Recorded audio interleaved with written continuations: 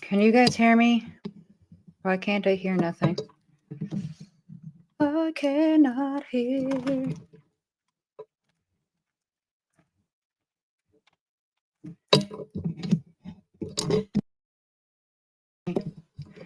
My check?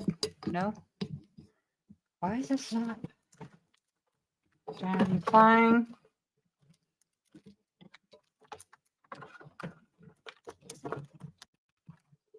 Hello, hello, hello. Why is this mic not on? Technical difficulties, y'all. Just bear with me for a second. I'll figure this out. Dang, YouTubing again. All right, so this is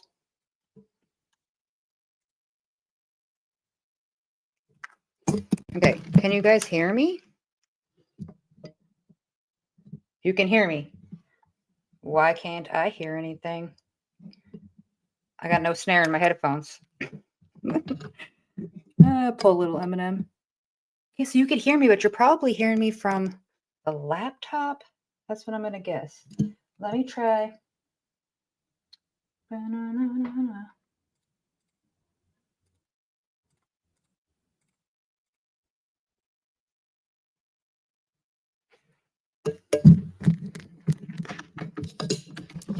Let's try plugging it in down here. See, it's so much easier going on TikTok. You just like push a button and boom. Oh, I can hear myself now. Thank you, baby Jesus. Okay. Technical difficulties, but we are back. Trying to teach old dogs new tricks, you know? It's always so fun. But is it really loud? Can you guys hear me good? Because I feel like this ASMR in my own ears is ridiculous. No one should hear their own self speak. Swear. But here we are. I wanted to do a YouTube. I haven't been on YouTube with you guys for a while, and I definitely wanted to go over the Megan Boswell. If anybody had been watching it, I'm sure we all have a lot to say. This case was crazy from start to end. 7 days, we sat there listening to everything. Shout outs to those who joined me on Grizzly True Crime. Was awesome to see some friendly faces in there, and I freaking love her so much. Like her little accents, her little southern twang that she was doing, that was phenomenal. But she's so like, she sits there, she lets us listen to it. She's not interrupting every 5 seconds, and very professional. I love the room. I love the environment. She's definitely my favorite to listen to. You miss me? I missed y'all. It's good to see you guys. I definitely want to have an open panel for anybody who would like to discuss this as well and wants to come up and add some, some of their own opinion. If we go back, I definitely want to cover over like closing arguments and stuff like that. When it came, if anybody is unaware of Megan Boswell, she murdered her 13-month-old baby. The baby was found with tinfoil wrapped around her face, her whole head actually. And she was swaddled up so tight where it was over her head too. And she was placed in a trash can or trash bag upside down in a backwards S position, crammed in there and left, and was missing for a couple months. Megan Boswell lied to police, lied to the FBI, and kept telling people that, first the boyfriend took her, the baby's dad had her, and she lost custody. And then it was her mother, and she blamed her own mom and said her mom ran off with the baby. And knowing the whole time that that baby was in her childhood playhouse that she grew up in, just disposed of like garbage. And it was really sad. I feel real bad for anybody that had to sit through that and actually look at those pictures. I'm so glad that we did not have to see that. It was already bad enough to see the trash can itself. And I feel like that was already emotional for me, like to look at it and just that baby at 13 months old relies on their parents or whoever is taking care of them for everything, right? To do anything. That baby is barely mobile. So she trusted her mom. Her mom lived in filth. She lied about a lot of things, and I think that, in my own opinion, from what I gathered, that that baby was a nuisance to her because it was like interrupting her time with dudes and, being able to be free and do all these things. She had a responsibility and she didn't want to do that. Um, I was really curious about the medicine droppers. I was hoping that we would be able to find out if she, like, medicated her child and then left the child there, because Hunter's dad stated that he had never met the child, that supposedly when they first started dating, that that baby was already with the father. So we're never gonna probably never know, because Hunter was involuntary placed into a facility for mental health, and he didn't get to testify. But obviously, this has messed him up a whole bunch. And I don't know. I don't. I was really upset when the defense was trying to point their fingers at him the whole time, because everybody already excluded him, right? We excluded him from the very beginning. The cops excluded him. The FBI excluded him. There was nothing there. They were grasping at straws, and they were just trying to say, well, why didn't they check his fingerprints and his DNA? Well, there was nothing there to go off of. Even the DNA specialist and the fingerprint specialist stated there wasn't even enough to gather to test it against any male. They did see some male chromosomes, but nothing that it was faint, and it wasn't anything that they could test. So either way, her fingerprints were on the top of the trash lid where you would lift, when you'd pick up the trash, and at the bottom of it. Her fingerprints were on the trash bag itself. Her gum that she chewed on was in that trash can, all solely pointed to her. And there was fingerprints that they were able to pull off of the tinfoil that was wrapped around that baby's head. So there was enough evidence to say only Megan had done these things. And it made me sad just to think about how many, like, imagine being her mom. Like, today, her mom went up there and did an impact statement towards her to try to ask the jury, because they got to decide sentencing. And we'll get to that, because that was crazy as hell too. But she gets to decide the sentence, or they got to decide the sentencing. So they have to hear everything.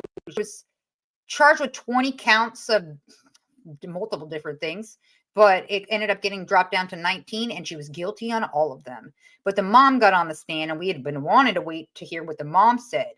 And I was just disappointed, because the mom sat there and take full accountability and was like, it was my fault. This is, because of her upbringing, it's solely on her. Like, well, no, because Megan chose to do this, right?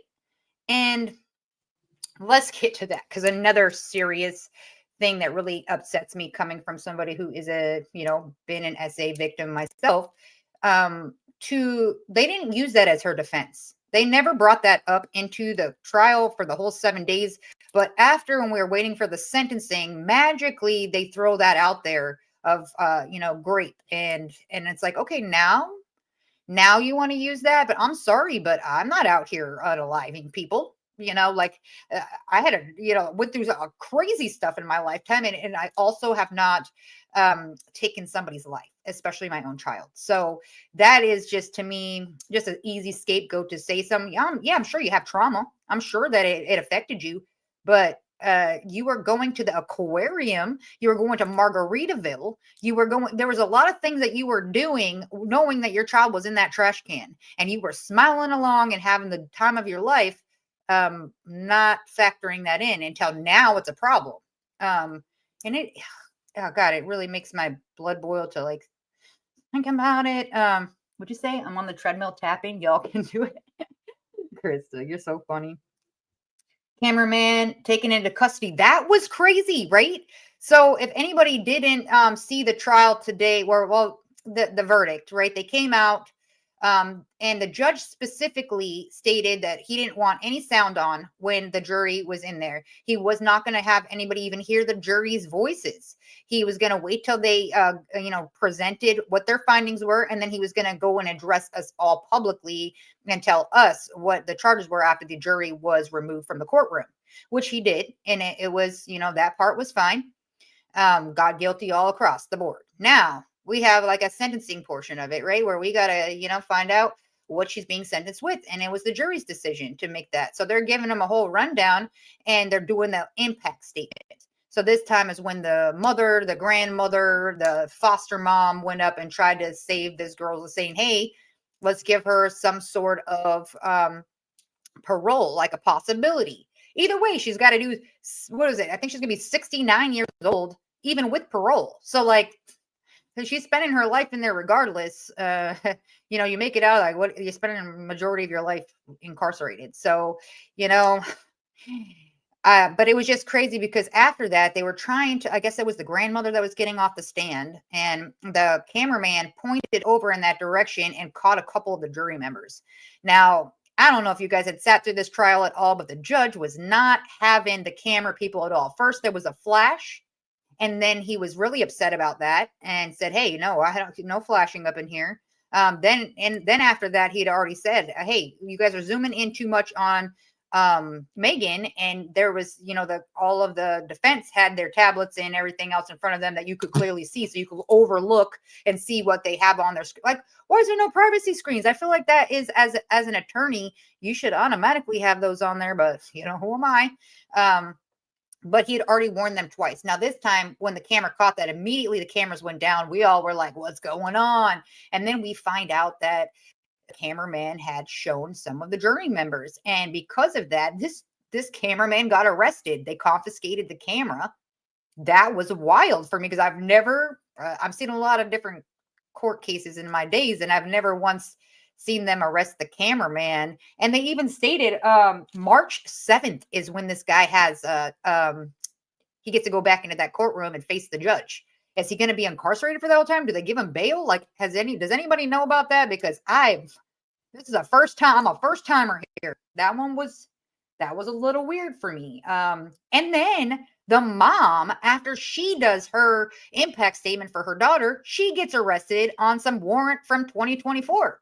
But I have a feeling, though, that the mom already knew that by showing up to court and being there and saying that. I'm pretty certain that she already knew she had a warrant out.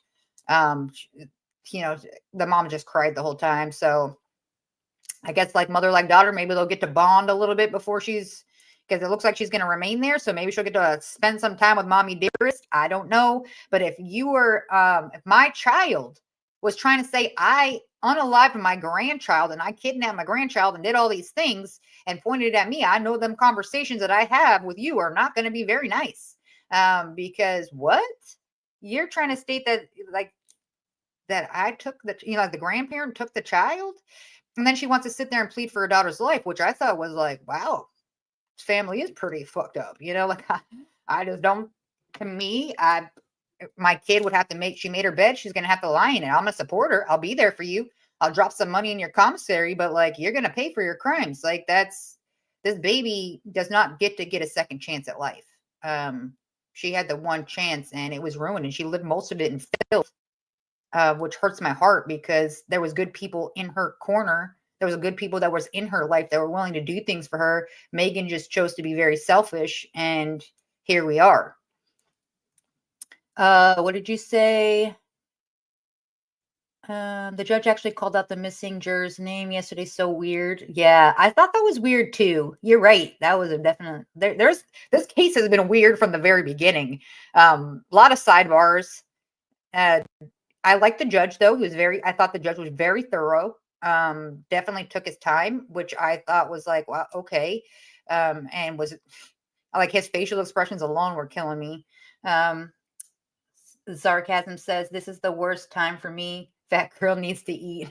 Well, eat and then let me know when you're ready, and then we'll bring it up. So I know you have a lot to say on this, so I'll definitely be waiting. What did you say? There was also issue with text messages into evidence that weren't done correctly. Yes, when the DA had presented, remember they had put up a screenshot of the phone conversation or the text messages, but then they left their notes there. So that was automatically, the defense was like, mistrial. We want a mistrial. Well, good sir, when things are admitted and the jury gets to look at it and they're presented into facts and findings, you had to look it over. You object at that time, and then that's when you would say, hey, these notes are here. You didn't realize it till the jury saw it too. So therefore, I feel like it was the only thing that saved them, because you have a time to object before it gets admitted into evidence, and nobody noticed that until the jury was presented it. So it was a clear loss against like on everything there. But either way, everything pointed at Megan. There was nothing besides Megan to blame here. She tried every avenue. Imagine being poor Hunter, like being accused of something that you have nothing to do with.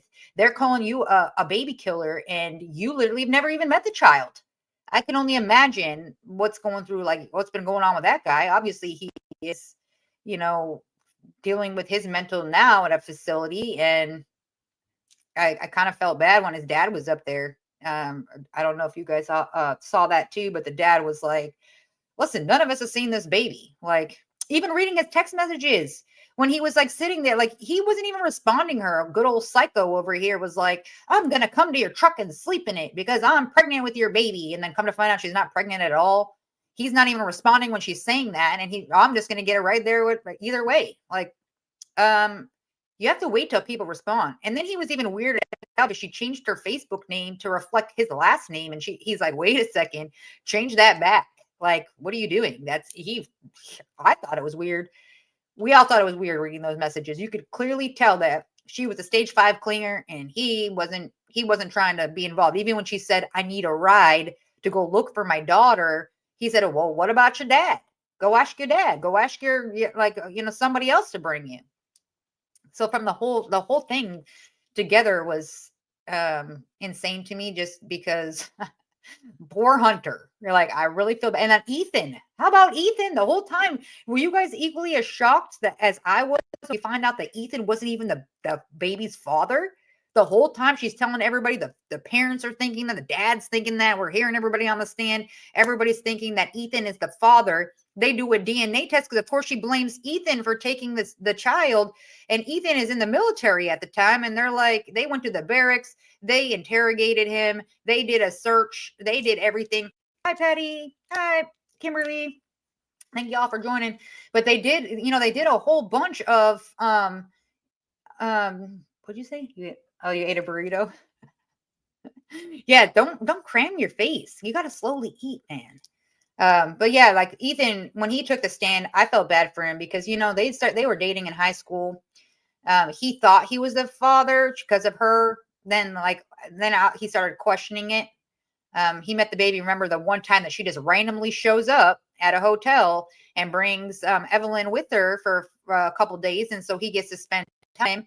And he's really having more doubts that he's not the father. The timeline's just not adding up for him. And then come to find out after he gets interrogated that it isn't his baby. He has no DNA ties to this child at all, as he had already assumed that he didn't. We still don't know who the baby's dad is. But imagine being that guy. You find out, hey, I could possibly be a father. Oh, no way, either way.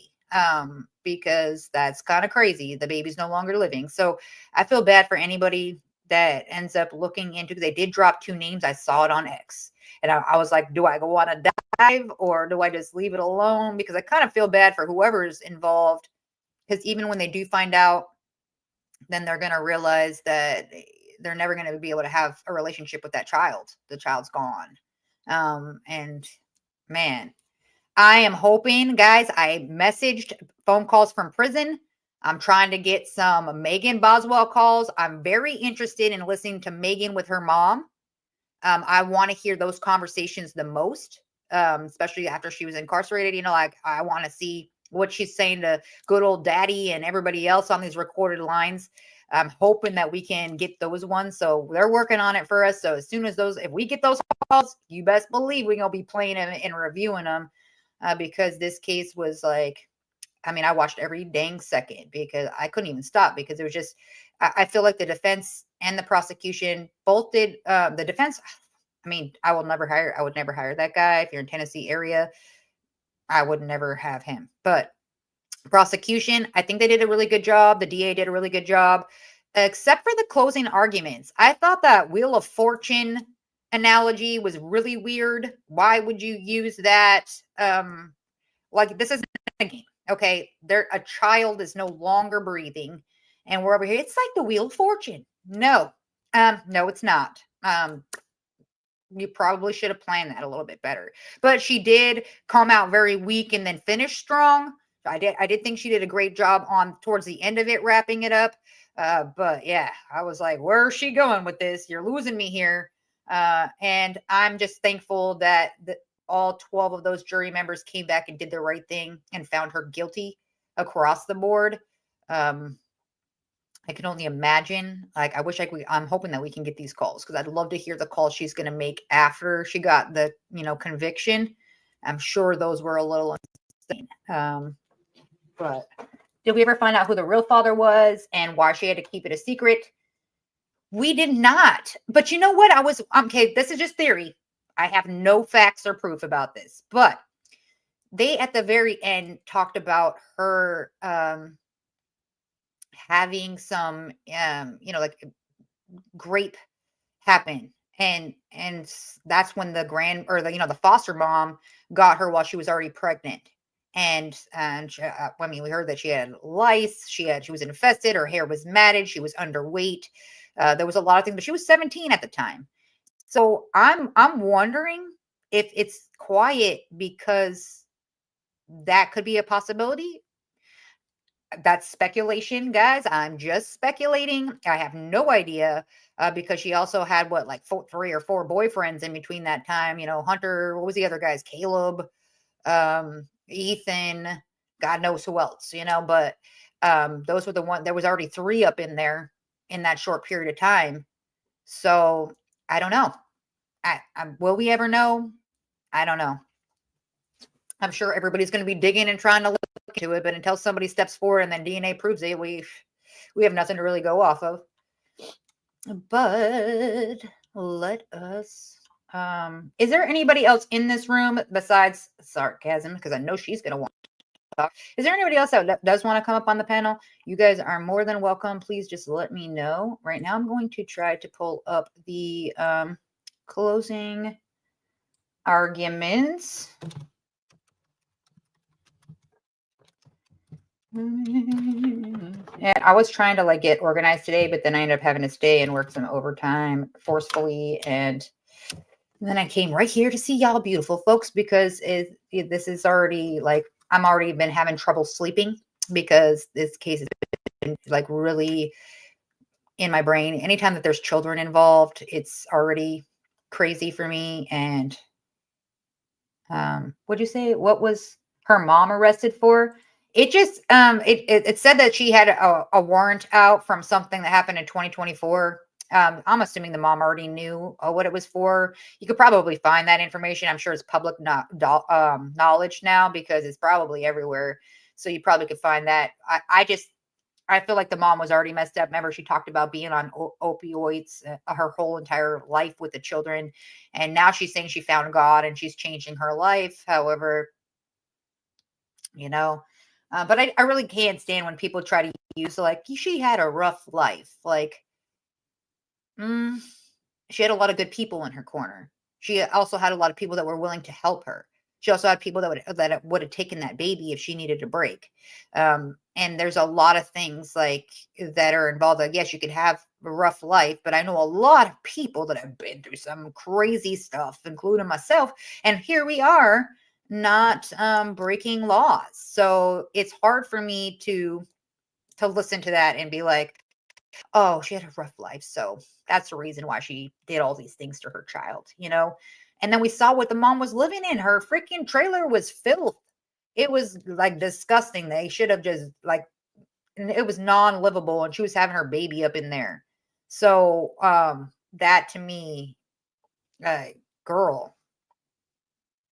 Exactly, Patty. A lot of people have rough lives, but we don't unalive our children, and especially at 13 months old. And then to say it's not premeditated, you wrap tinfoil around this baby's head. You swaddled her so tight and then crammed her in there, multiple different ways of they gave us 4 different types of suffocation that this baby suffered. And this is horrible. She was only here for a short time, and that's what happens. I'm hoping that there was that she medicated her or something beforehand, because that I just am hoping that she didn't really have to suffer. I'm hoping that it was quick, but She was in that playhouse for a couple months while, this girl's living her best life. You said just define breaking laws, just not the big ones. Yeah, yeah. I mean, unaliving people. Okay, I've seen some, there's a lot of things that could happen to you and you breaking laws, okay, but like not ones that would lead you to life in prison. Okay. I mean, I like my freedom. I don't know about y'all. And that's one thing that I'm definitely not gonna do, Megan. She's such a beautiful little baby too. It makes my heart so freaking sad when I see the pictures of her with her like little pony and her big blue eyes. And I'm like, and you know what I really hated today too? They have victim impact statements, the mom, the grandma, the foster mom. But why didn't nobody speak about Evelyn? Like, why didn't, okay, you already got convicted, right? I understand why you didn't speak up during trial because you were already deemed to be non-credible. So anything that comes out of your mouth would actually hurt your case. But now you have been convicted, guilty on all 19 charges. And then you still want to really quickly interrupt um, your attorney and say, "Yeah, no, I don't want to speak." I feel like at least you could have done when your life is on the line is look at the jury in their face and acknowledge something. My daughter was beautiful. My daughter was this. Something about her. Something about blame something, I don't know. But say something. The fact that you were so callous about it and the only thing that you cried about was the fact that you were guilty and you just heard them say that you already knew you're going to be in there for pretty much the rest of your life. So that's when we see some tears shed. But like when they were presenting those photos of what happened, she didn't look at it, but she's not crying. I'm sorry, but I feel like they should have peeled her eyes open and made her see this is what you did. This is the reality of it. They had to peel this tinfoil off this poor baby's face. And it still had impressions on her because it had sat there. And I can't. To me, you should be forced to look at that. You should be forced to see that. So that way, every day that you sit in that cell, that's the only memories that you could really think of wow, like this is what happened. This is this is my actions that I did, and now I have to live with it. But she wasn't. Obviously, she's not gonna take any accountability. She's not gonna look at those photos. She's not gonna only cry when she got caught. Only cry that when she got, and they found out she's lying multiple times, like ridiculous amounts of times. Just crazy. Life with parole. However, 69. She could be 69 when she gets out. So that, I mean, she doesn't even get to be get that parole until all of that is all said and done. So a long time at that point. Then what? Because remember, she gets time served. She's been in there for 5 years. So yeah, 69. Yikes. Yes, thank you so much for hitting that. I appreciate you guys. Let me go and pull this up. Dun, dun, dun, dun, dun. Okay, boom. Yeah, they did say 74, but then remember you have to subtract the 5 years for time served. So drops it down. But still, I'm just happy that they're, no matter what, she's not going to be able to conceive again. She's not going to be, even if she does get released way down the road, I don't even know if I'll be alive then. But, she's still, she's so used to being incarcerated, but so much stuff is going to go by in that time frame that good luck. But let me see if I can do a presentation. Let's pull this up. And oh God, that was crazy. That was so loud in my ears. I wasn't ready for that. All right, let me do share screen. Beep. Yes, we know. Okay, come on. Boom.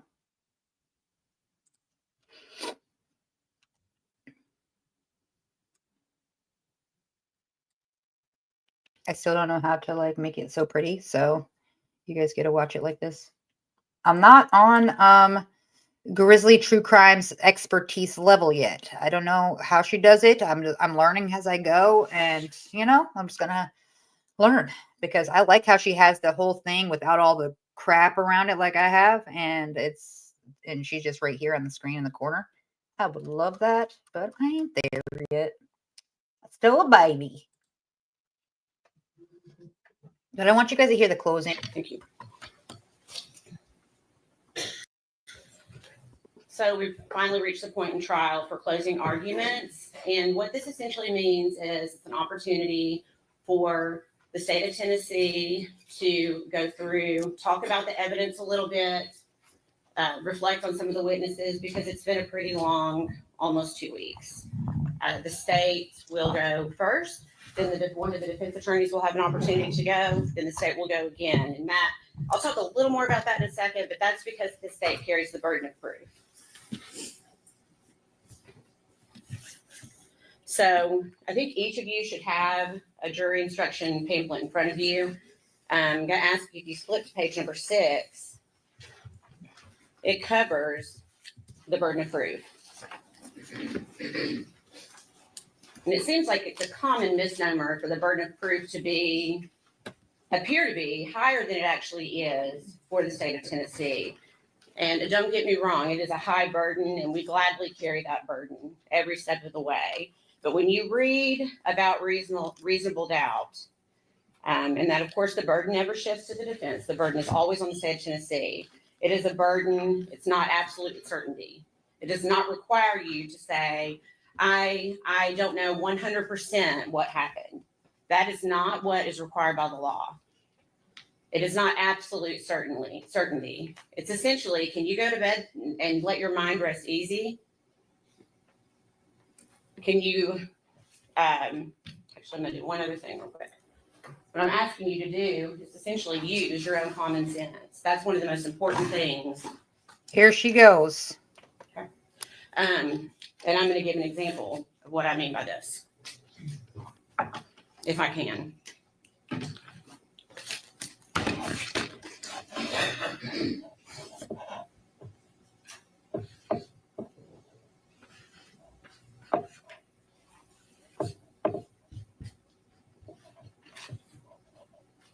It's like Wheel of Fortune. Okay?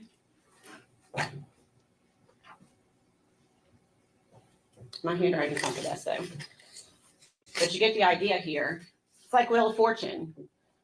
When you see a contestant on Wheel of Fortune and they know the answer to the phrase or the statement, they don't have all the letters when they see that phrase, but they know what the answer is. And if the state has done that, we have met our burden. And it's important to note that it's not beyond a shadow of a doubt. It's not absolute certainty. That is not what is required by the law, by the state of Tennessee. So that brings me to some of the arguments that Mr. Scott has made through this trial. And might be on that same page. So sarcasm, I did not show the opening statements. I thought because basically the opening statements, that's before anything. And this is where it was really weird for me. In the opening statements, they talked about tinfoil being in the baby's mouth, which we were never presented anywhere in the trial. Did they ever point that there was tinfoil in the baby's mouth? They pointed to it being outside of the face and everything else. So that I didn't want to go and replay the opening because I felt like there was pieces that were missing that I was like, let's just go to the closing arguments because they wrap up everything that we were told and that we did hear in court. So I feel like anybody that hasn't watched the trial, the closing arguments are always the best because it gives you like the summed up from both the defense and the prosecution, and you get to hear what they're each presenting to the jury. And so, yeah, no, I did not play that.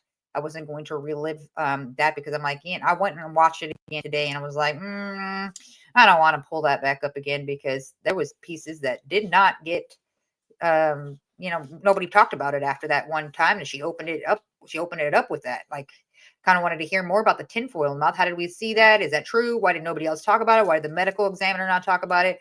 Why did the supervisor not talk? Like it was weird. But oh yeah, they could have. They didn't, like you said, so much they could and didn't use it. Feel like the tin foil in her mouth, like that to me is okay. Even more than they would have used it. They said 4 different methods of suffocation, right? They like all the different, like in the mouth and then wrapped up is even worse because you're really trying to block that breathing. So I feel like if she had some in her mouth prior to that being wrapped up, that should have been a number one thing other than the rest of them, right? Trash bag, trash, or everything else they try to include in there.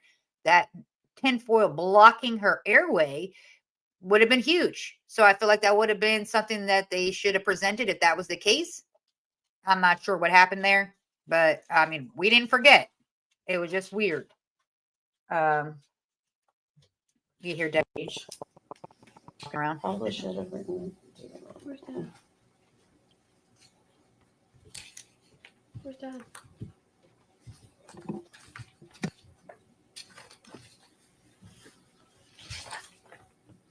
Here it is, page 5.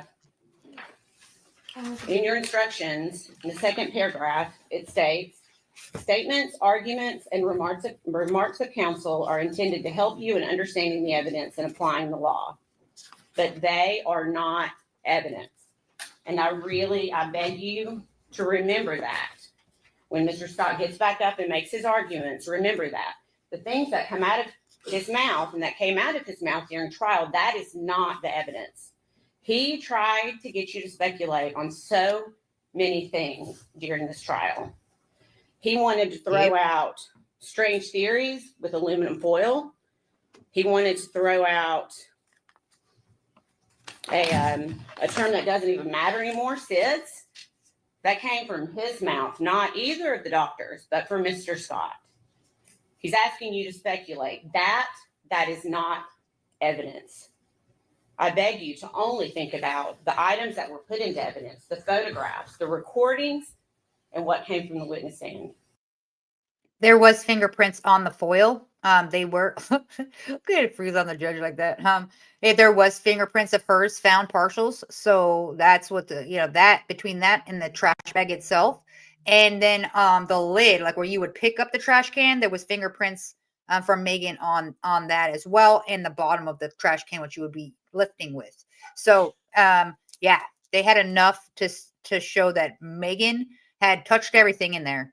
She even had a chewed piece of gum that was stuck to the side of the trash can that belonged to her. So they did find some rubber gloves in there, and they did state that when they tested the gloves that they did pull a Y chromosome, but nothing to like be able to actually test against because it was so very minimal. And Megan had a lot of people up in her little, in her world. So we don't know, but there wasn't enough to point at anybody else.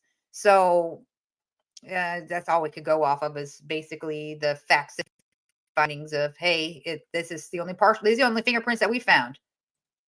Do not let them sway you from what actually happened in this case. He kept mentioning cadaver dogs. He wanted you to think about that. But if you remember the cadaver dogs, Tommy Boswell, on his property, what did we hear him say?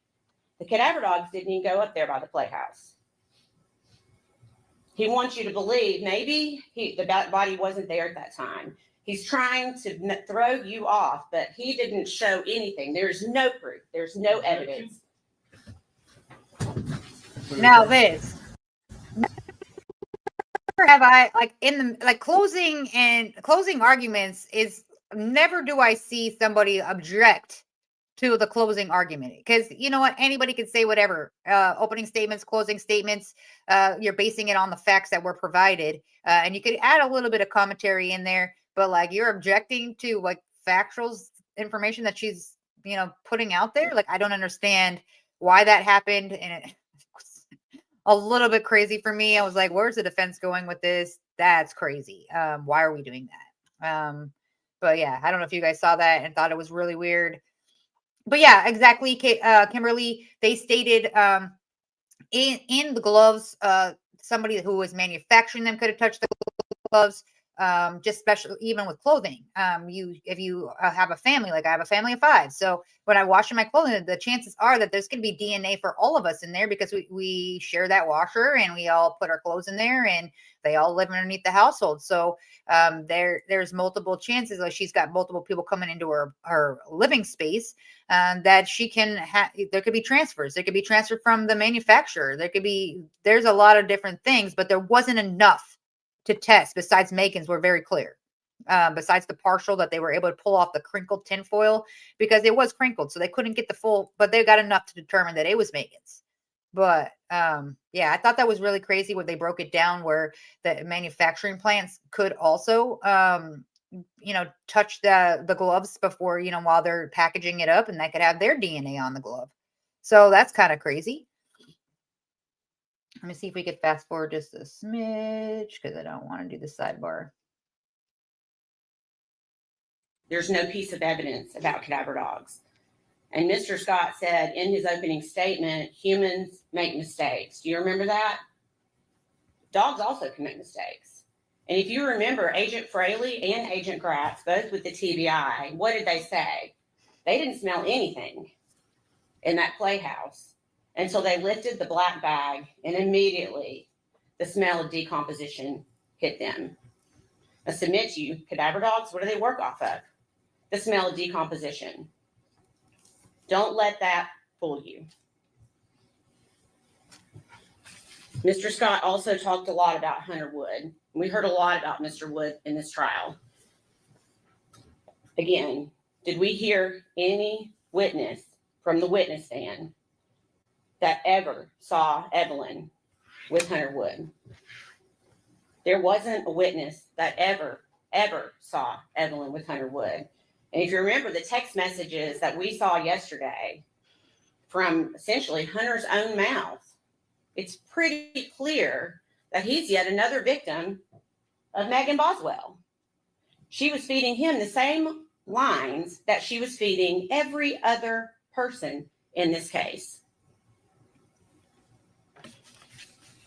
Mr. Scott brought up the theory of an accident, or the word SIDS. Well, you heard Dr. Malushnik say that in the past 10 years in the state of Tennessee, a child 12 months or older has not passed away from SIDS or sudden unexplained death. Those are statistics from the state of Tennessee. But somehow Mr. Scott wants you to believe that somehow that's how this baby died, even though she has foil wrapped around her head, a blanket wrapped around that, inside a trash bag, upside down in a trash can.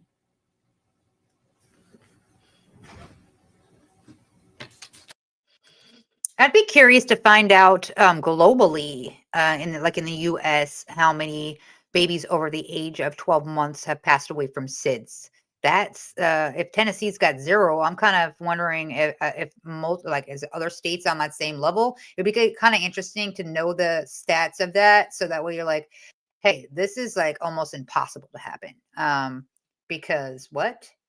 I couldn't even believe that was like one of the arguments. Then he tried to bring up like this could be GERD. Maybe like, but still, the baby was upside down in the trash can.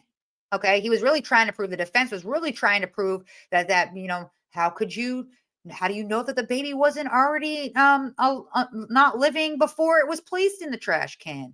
Can you say that the baby was, that she couldn't have gone, like, it was like, wow, guy, either way, the mom did it a great way to try to cover it up, right? The tinfoil around the head is still the most bizarre thing I've ever heard.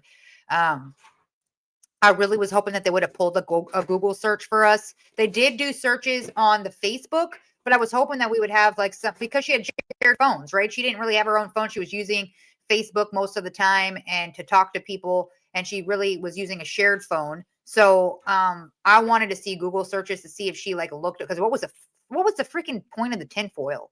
Was it to like deter the dogs? Was it to like stop the decomposing? I want to know like why.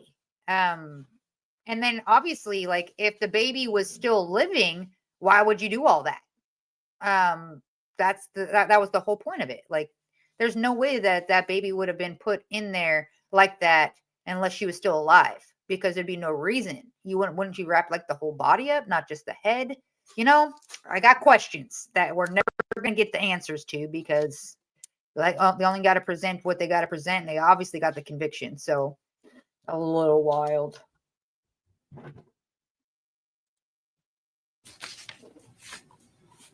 Let's go through our timeline just for a minute. What do we know? We know that Evelyn was okay until November of 2019. We know that Evelyn was seen at Thanksgiving by family. And then Megan Boswell started a new job at the Chicken Shack. What do we know after that? Megan Boswell meets Hunter Wood. And we know that Sue Whitson is probably the last person to ever see Evelyn alive again. You remember the picture that Sue took? This is very likely the very last picture of Evelyn Boswell alive.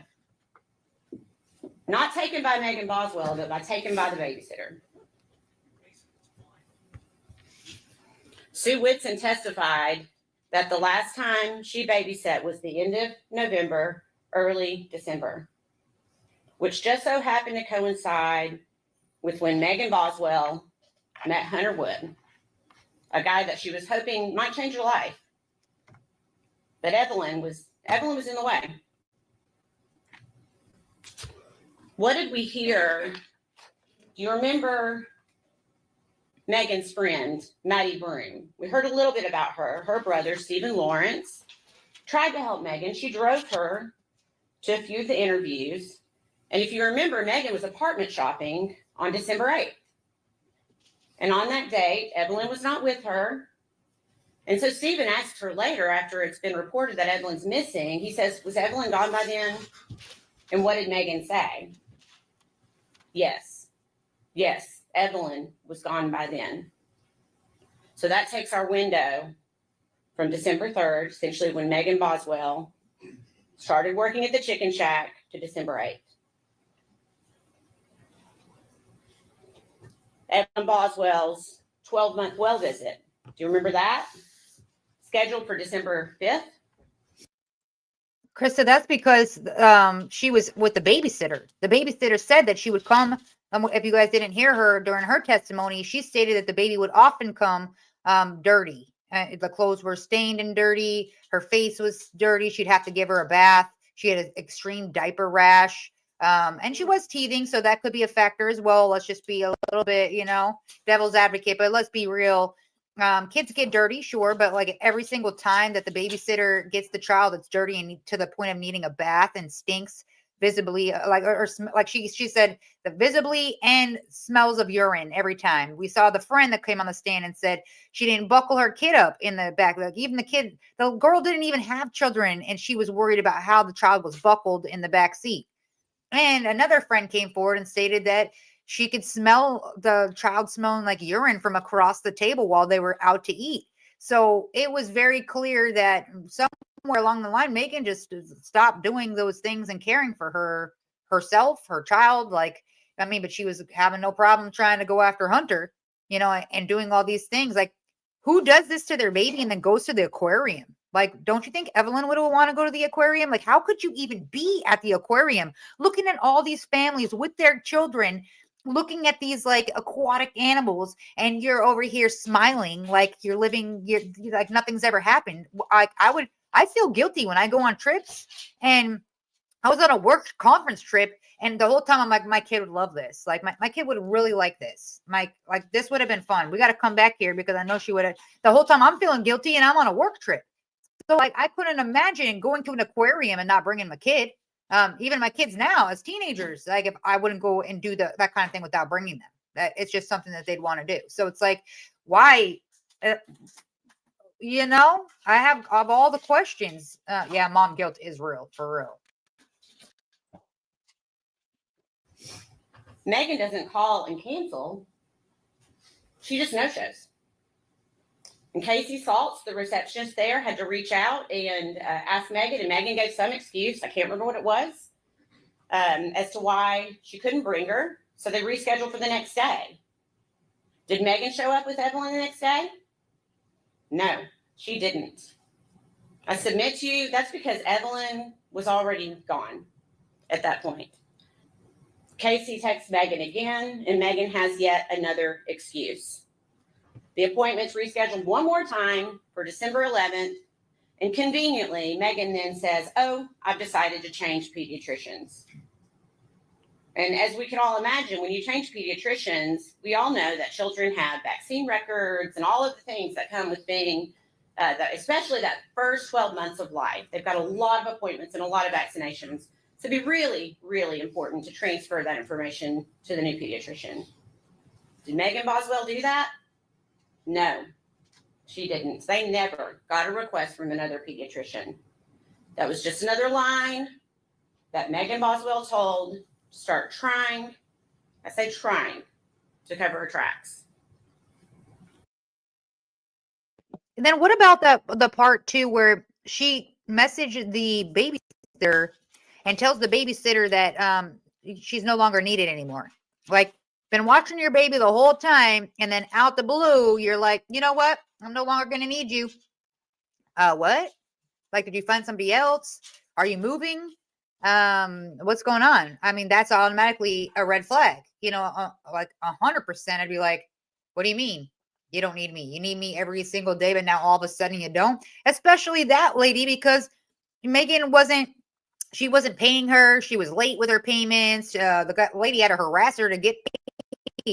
The whole time this is happening, like you definitely couldn't be able to do. You wouldn't be able to do that with majority of babysitters. All right, you're paying or they ain't washing. So you had somebody that actually cared about your daughter. And yeah, no, I'm not going to need you. I'm not going to need that. I'm not going to need a doctor. I'm not going to need any of those things anymore.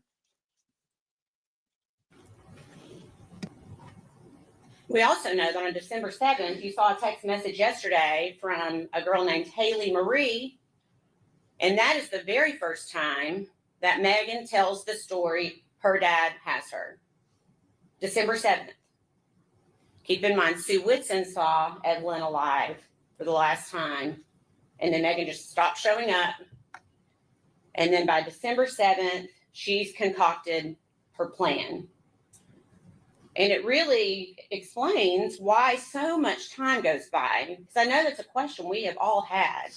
2.5 months goes by. 2.5 months. But now we know. We know why. Because Megan Boswell was telling every single person in her family and her closest friends that Evelyn was with her father. So what does a rational person think? Okay, we're glad. I think Tommy even said that from the stand. I was proud of him for stepping up. And taking responsibility. But, you know, time continues to pass, and you've heard witnesses, and particularly Bailey and Audrey, Megan's closest friends. They were all starting to talk and to think that something doesn't feel right. Just doesn't feel right. But no one could have known how wrong this was at the time. February 2020, finally, Tommy Boswell says, "I've had enough. I want to see my granddaughter. Show her to me by tomorrow, or I'm reporting it to DCS."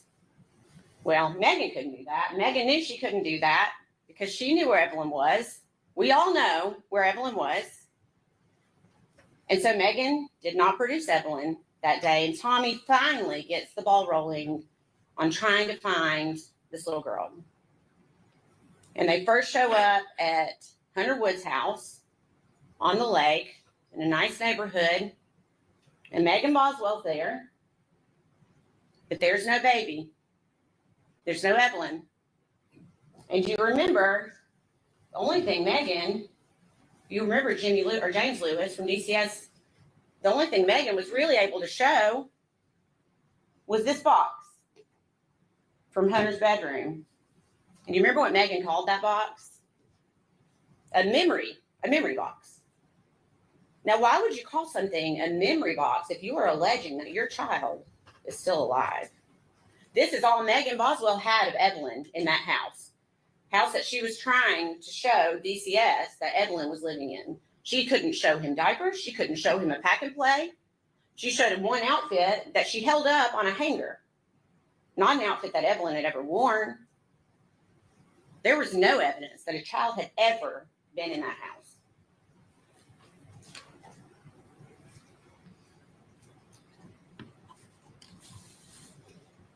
Now, I'm going to touch on something briefly. If you remember Paul Durant yesterday, going back, I'm trying to just give you a little bit of a timeline. If you remember, he talked about Ethan Perry in the military because Megan Boswell led him to believe that he was the father, even though he had his doubts. She convinced him that he was the father of Evelyn. We know he was not the father. We know that. And he said she was sharing photos daily, constantly sharing photos. Until what day? Do you remember the date? December 3rd. On December 3rd, Megan Boswell stopped sharing photographs of Evelyn. And she continues to send pictures, but if you remember, Agent Durant he's a smart guy. And so he was able to check her full Facebook extraction. And so she continued to send pictures to Ethan, but they weren't recent pictures. It was just another way that she could try to keep this facade going just as long as she could. Mr. Scott wants you to believe that Megan Boswell had a rough life. She was in foster care. But Megan Boswell was in foster care because of Megan Boswell, because she would not go to school. She went to foster care because she was truant. And when she left foster care, she went and lived with her dad. And of course, Evelyn was a baby at this point. I think the testimony was from February to March of 2019. And then her dad said, I'm going to get her a trailer, set her up. He bought her a brand new car, buys her a trailer. He's giving her everything she needs to raise this child. And she goes and lives with her mommy, her grandmother, from April until October of 2019. And then finally into the trailer from October to December.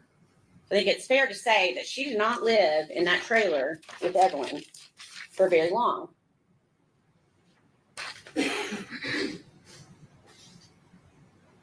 But in that short period of time, this is what she was able to do to that trailer. Can we look at that for a second? That's what she had her child living in.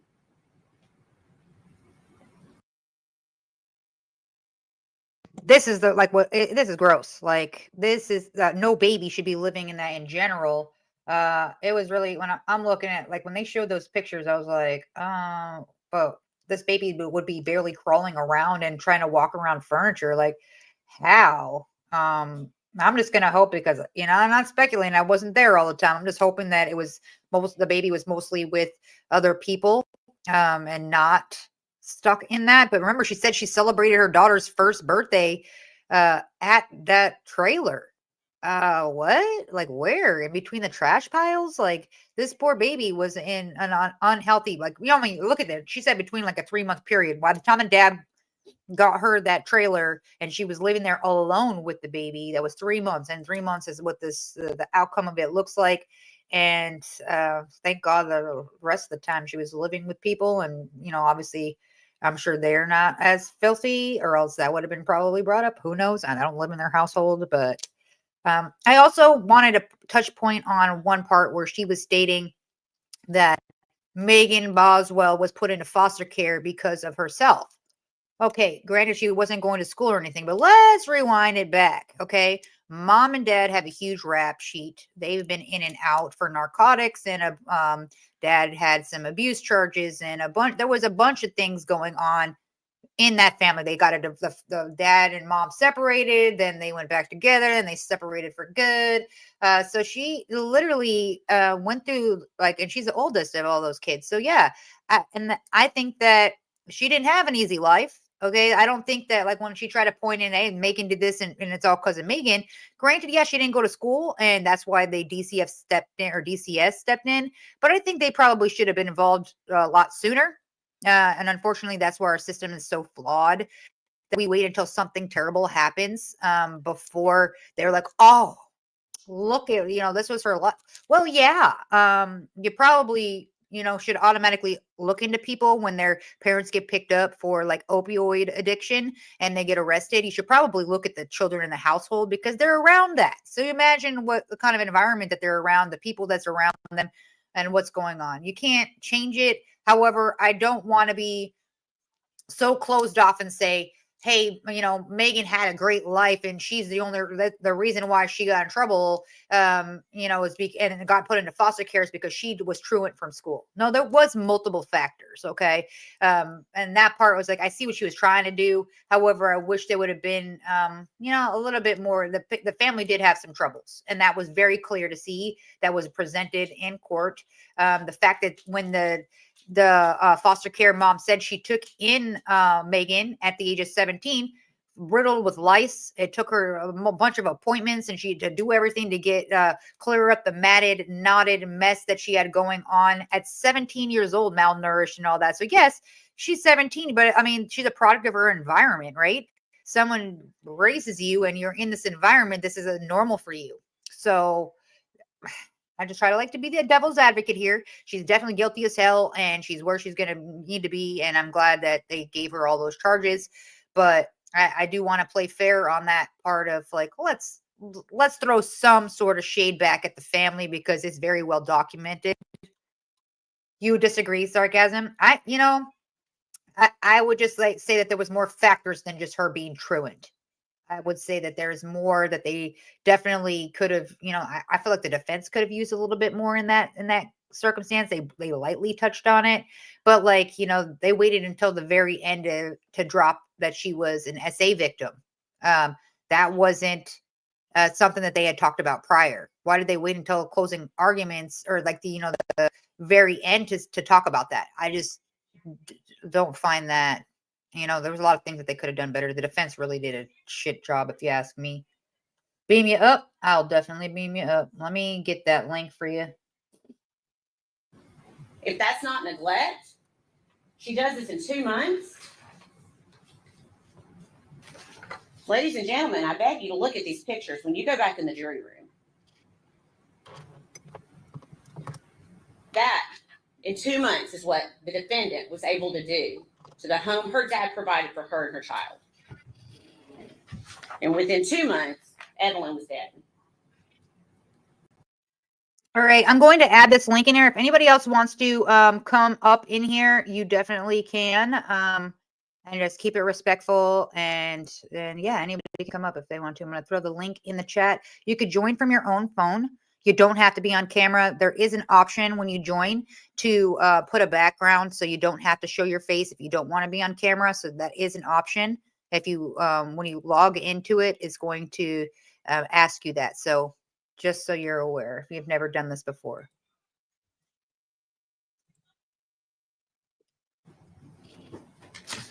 I'm going to say that there are, maybe it's just my opinion, there are a lot of victims in this case. Bailey Hawkins, her very best friend. Did you see how difficult it was for Bailey to testify? To look at someone that she trusted, that she loved. Audrey Gibbs, same thing. They are also victims of Megan Boswell.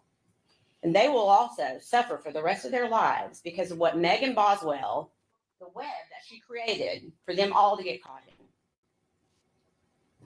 Erica Stacy, who cared about Megan and Evelyn so much, is a victim.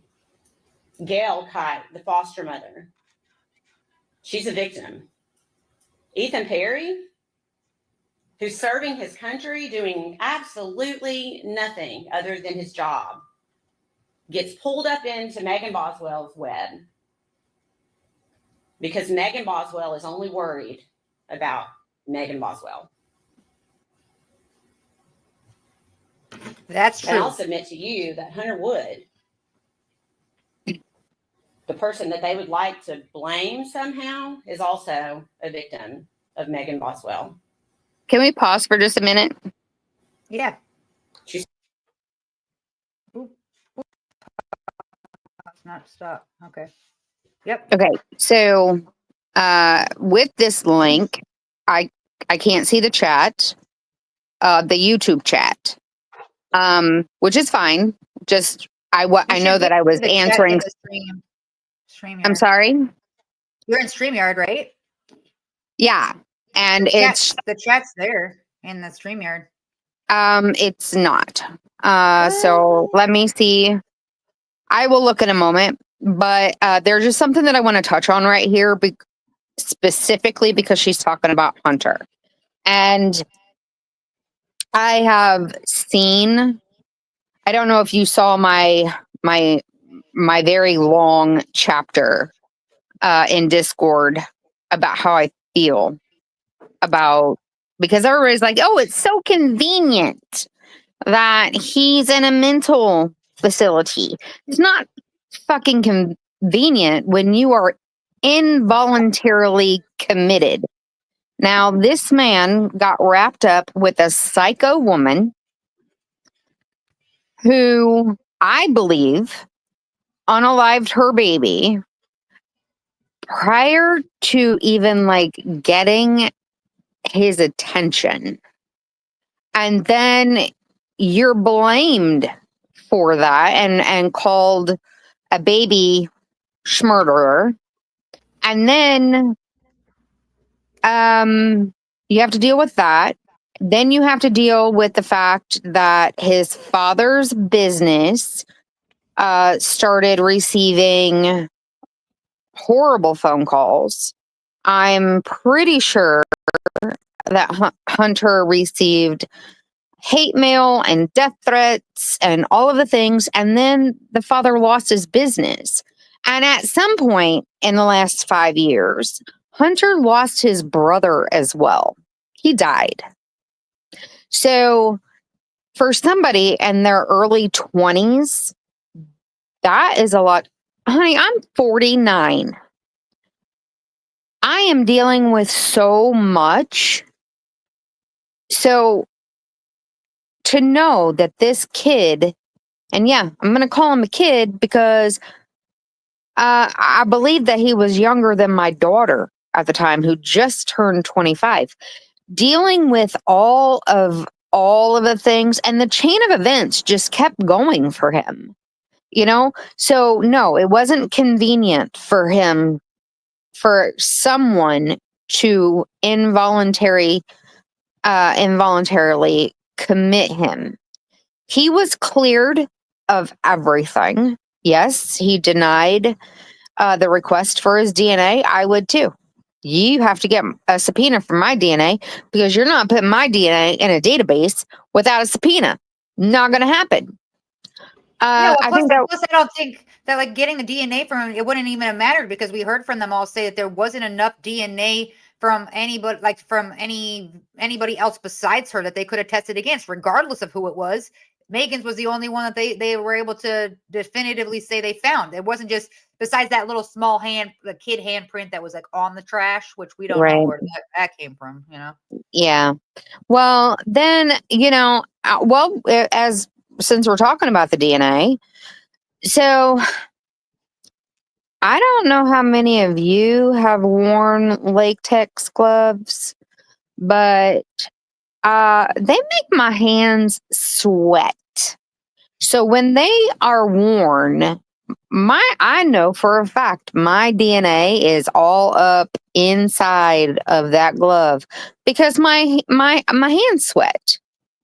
So anybody who wears a latex glove for any length of time, like if they were going to wear latex gloves to quote dispose of a victim, I'm pretty sure they're nervous. I'm pretty sure their palms are sweaty. I'm pretty sure, all of the adrenaline, all of the things. But the male DNA that was found on those gloves was so minuscule that they couldn't even perform a test on it. So I don't think that they were worn by a man. I think that, I really think it came from the manufacturer. To me, they didn't appear to be worn at all. Unlike in the Lake and Riley case, you could tell they were worn even though that they were cut up. So I don't know. I just have so much to say. I know. I know, especially on that. There's so much here. But yeah, like even so, like I don't even know what those gloves were used for at all because her fingerprints were found on the outside. The gloves were in the inside of the trash can, so I don't know what she used that for. But like she Right. definitely touched the outside of the trash can with it, and perfect lifting position at the bottom and at the top where you would lift something heavy. You know. Yeah. And imagine, okay, so number one, I mean, maybe the baby, I don't think they ever discussed the weight of Evelyn, but that would be a heavy trash can. This is why, okay, so I'm going to give you my theory that would coincide with the chief medical examiner about the baby being put in alive. So obviously the foil in the mouth, you know, those physical things. But on top of that, the leaves that were in Evelyn's hair, and that were also found inside the playhouse. I do believe that unfortunately she was put in alive, and I think that she actually walked Evelyn into that playhouse, laid her down as if she was changing a diaper, and wrapped her up like a burrito, and then pushed her so forcibly into that trash can. I 100% believe she put her in there alive because that's the only way she would get leaves in her hair. I know because she had leaves tangled in her hair, and that was like, you remember they try to accuse like the investigators, like, did you guys cross like contaminate? Like, how did there Yeah. there was no other leaves in the trash can, but they were matted into her hair? How did that happen? I don't know. Go ask freaking Megan how it happened because that was the part where I was like, did she roll her outside in the grass and then rolled her up, or like, where did No. these come from? And even if she wasn't put in alive, I do believe that the playhouse is where she wrapped her because they did say that there were leaves inside of the playhouse, and that just tells me that that's where she was wrapped up. And because of the chief medical examiner's testimony in the pretrial hearing, and then her actual testimony, yeah, I believe Now, that baby was what about the medicine? Because I have a theory that she had been medicating her. They had all those syringes. They had the medicine that they had found, and those things alone, I was like, I think she might have medicated her and like left her there so she could go spend time with Hunter, or she was medicating her prior to that whole thing happening because those were like right on the top in that not the playhouse but the shed. They right. found all that in there. So I was like, wait a second here, Well, what does this medicine have to do? And they can't check the stomach because she had been sitting there for so long. So now everything inside is not going to be helpful. well, it really depends on the decomposition on the stomach, because if your food doesn't digest, or yeah, I'm just gonna leave it. If you have something in your stomach when you pass away, that those contents don't just disappear. So it really truly depends on decomposition. I was really surprised that they didn't mention a toxicology report, but I don't think that she was drugged with a narcotic, which is what a normal toxicology report would reveal, unless they specifically ask for X, Y, and Z additional testing. They never, so there was a medicine bottle, but they never said what kind of medicine bottle it was. True. And Krista, the baby was walking, yes. However, the baby also had tinfoil wrapped around her head and she was swaddled so tight in the blanket. Actually, they had mentioned that it took them some time to untangle her. She was so tightly swaddled, and it was over her face. And so when she was crammed into the trash can in the plastic bag, and it was a regular kitchen, plastic trash can you get from the dollar store, she's Yeah, the upside down. 13, it was a Sterilite 13-gallon kitchen tall trash can. Yeah, so That's your what it was. basic average day trash can that she's found in your house, and she's crammed in there in a backwards S position.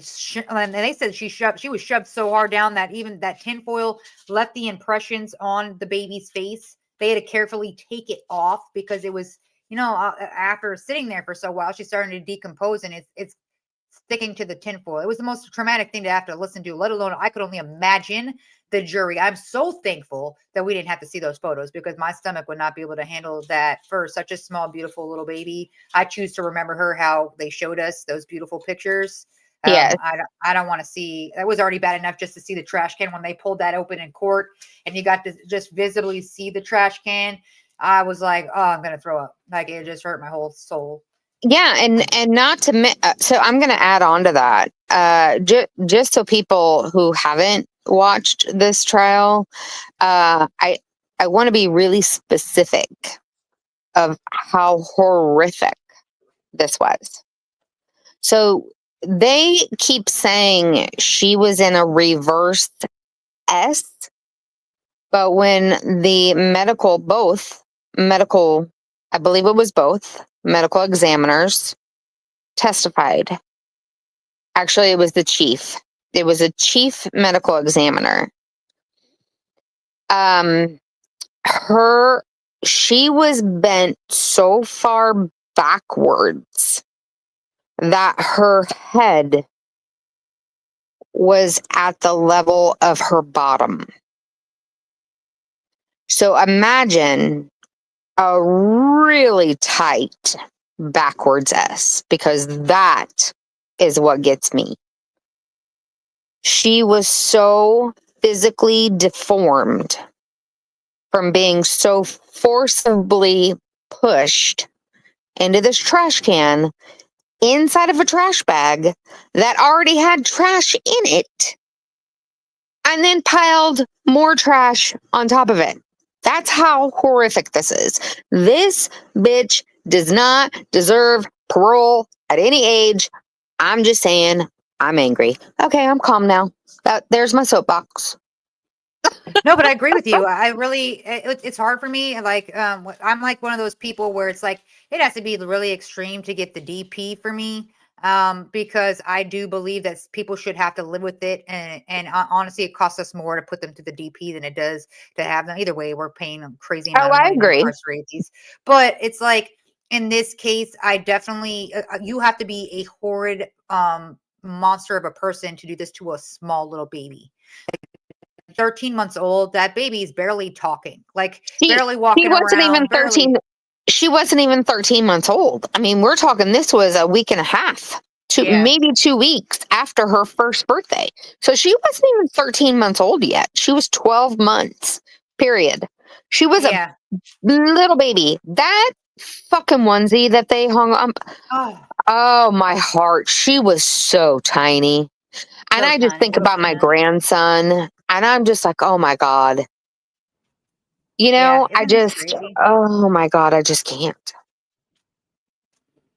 Yeah, that's why I said I'm like, yeah, we'll just I don't feel that this lady should ever be like, okay, this isn't just like, hey, I accidentally left my dog in a hot car, like even that to me, when people leave their babies in cars, I'm like, what? Like now they have reminders. New editions of cars now have reminders to let you know that there's something in the back seat. So this is crazy to me that you have to be I've never once in my lifetime ever, even now, like I always check my back seat. I check my back seat no matter what, even with my kids being grown. I always am like, is there a murder back there? I don't know, but I'm gonna check the back seat every time. Me too. And it's still a consistent thing. And it's like, how, as a parent, how and even if you're selfish, like I just don't feel that this person, the fact that she was so callous about it, the fact that she was out there doing all these social interviews, and she's like, she's the best baby, she's smiling and she's laughing knowing that her baby is in that trash can in her childhood playhouse, and she's not trying to help them find her whatsoever. She's having them spend tax dollars and all this run around blaming innocent people that didn't do anything wrong when she knew damn well where her baby was. That woman, I was like, don't let her out, because she is not safe to society. I don't care how long you put her in there for. She's definitely, you have to have some sort of disconnect there to be able to look at a baby in their eyes and be able to do that. That is definitely premeditated when you're wrapping the baby in like that in the tinfoil. I was like, nope, don't let this woman out ever again. She deserves to be in there. She deserves to suffer with this. I feel like they should put those pictures up and she should have to look at them every day. This is what you did. He should have to listen to Baby Shark 24/7. Oh my God. I don't even think I'm going to look at Baby Shark the same ever again. I'm like, dude, it's like I have hated baby. I have hated that song ever since it came out, because Gazella mentioned it gets stuck in your head for a couple of hours, and I'm like, I can't even comment, and it was like, gee, please don't play that song, because it'd be stuck in my head for days. I told my daughter, do not introduce my grandson to that song. I'm not listening to it. I'm not. I can't. Yeah, we are traumatized from Baby Shark. Oh yeah, for sure. And then like when they pulled up that little Baby Shark shirt. Oh God. And then she's like, yeah, she wore it for 3 days. Like, oh, I don't want to sound like a bad mom. I washed it every day. Like, come on, lady. You didn't even clean it out. You did not. Living space. You left her in You that. didn't even wash the feces out of her hair. The same diapers. That's what I said. She's probably in the same diaper for those 3 days as well, because she had such a bad rash. Yeah. They literally testified that she was taken to the babysitter so dirty that they believed that there was feces in her hair because she smelled so bad, and that they had to give her a bath and put clean clothes on her. So, okay. I'm trying to figure out what snapped. This is so the message that I sent you last night, was it? Yes. Things that I needed to decipher was what made her snap, because honey, I've had friends that have lived in squalor, and they still took care of their kids. They, Yeah, but I think maybe not it was perfectly. deeper than that. I wish, but that's the problem that we're never going to really probably know, because we can't really talk to Hunter. But I have a feeling that Hunter, at his young age, he's hearing that this girl's got like a baby, and she's like, and he's like, yeah, I don't really like. He probably, this is my opinion. My opinion is that they had discussions about a baby, and he was like, yeah, that's a lot of work. Like, he kind of like showed an interest that it wasn't something that he was looking forward to, and so she wanted to be in his life, and that she probably noticed, hey, when I don't have the baby, he's spending time with me. So now it's easier for her to like, look at the last relationships. They people at that young age, she had that baby at 17 years old. And there's guys that are her age are not like, yeah, sign me up, I'm going to be a stepdad. They're more like, oh, like, you let me call me when that baby's like with its dad, like, and that's where I feel like that young kid, like, she's like, oh yeah, she's with her dad. And so of course he's not going to question it. Why would you ask about the baby or do anything? Because this is not your concern. Your concern is like getting a piece of ass, like you ain't trying to marry this girl. He's just trying to like, and you notice how the dad stated on the stand, oh yeah, when that was his girlfriend, and he's like, I wouldn't say girlfriend. And like, it was like, to me, that his demeanor and the way he talked, it sounded to me like he was kind of used to his son having, girlfriends. It wasn't like he's a young kid, and he's a single dude, and he's just, using daddy's, like, I own the restaurant, which he, like his dad said, he's an employee, but he's over here saying all these things to be able to get these, get the ladies. I don't feel like he was really trying to be with her at all. I feel like he was trying to like a hit it and quit it. And then she was just trying to latch herself on, and you doing any means possible to stay there. and she's realizing, hey, this guy's not going to want my baby around. And he didn't even give him the opportunity. Like, he literally was like, you know what? Yeah, she's with her dad, so we can hang out tonight. Like, I know if somebody told me that when I first started dating my hubby, and well, like, oh, I have my daughter tonight, and so we wouldn't hang out. I'm not going to bring my kid around you. You're not going to bring your kid around me until we were for sure it was a thing. So we didn't do that. So it was like, oh, you have your child? Okay, well, call me when she's back with her mom, and then we'll make some plans. And that's how it was. So, and that I'm thinking, like, in that mindset, I would assume that Hunter would be that way too, with no children and like living his best life at that age. Yeah, well, so part of the interviews, which I don't know how, or these investigators, man, they deserve some ginormous. I feel like I need to send TBI, the FBI, the local police department, fucking flowers. Because, sorry, I'm taking medicine at the same time. Because how they found the application for the apartment, they questioned her about that in one of her quote interviews, and they were like, so 3 people, so you, Hunter, and Evelyn, and she said no. And it was me, Hunter, and the quote I couldn't even unborn believe she baby. said that. And they were like, well, what about Evelyn? And she said, well, Hunter said he doesn't want Evelyn living with us. I don't believe that. Do you know how fast I would have told a motherfucker to beat feet? But I don't even believe that was a whole thing. I don't even believe that to be true. Like, we can't even confirm with Hunter for that to be true. And I don't know, You're right. just from the dad's testimony, to me, it was kind of like, as you could see, he wasn't a son that his dad was like, hey, you could step up and run this while I go and take care of business. He was just an employee. So to me, the way his dad stated that, it was like he didn't find his son to be very responsible. Right. He was Correct. still learning so like that's what I gathered from what he was stating is like, hey, he's just a young kid and he's learning, like he's not a responsible guy. He's kind of like, like, kid, get it together. And his dad kind of seemed annoyed. So I was just like, you know what, I think, and then afterwards, now, it mentally really caused a problem. And yes, he got accused of killing a baby, and he never even was in that baby's life. And I can guarantee, I would put money on it that guy never met that child. She just I talked totally about her. believe that. I totally believe that. Yeah, I was gonna say, I don't believe that they ever met, and it was a whole thing. And so, like, what did she do in between those times? Because we know by the time she started, in between, it was only a couple day period. By the time she started that working day, who was watching the baby in that time? Remember, she had canceled, didn't need a babysitter anymore. So, like, that was the part that was confusing to me too, was because they kept on relying on December 6th, saying, hey, December 6th was the last time somebody saw her. But who saw her? Because when we were breaking it down, I know that the babysitter was probably the last person to see her, and that was before December 6th. So I'm real confused at, like, who was technically the last person if they kept wanting to point at the babysitter. The babysitter had.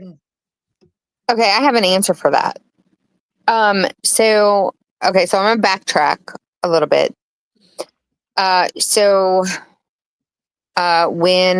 Mr. Wood, Hunter's father, was testifying, during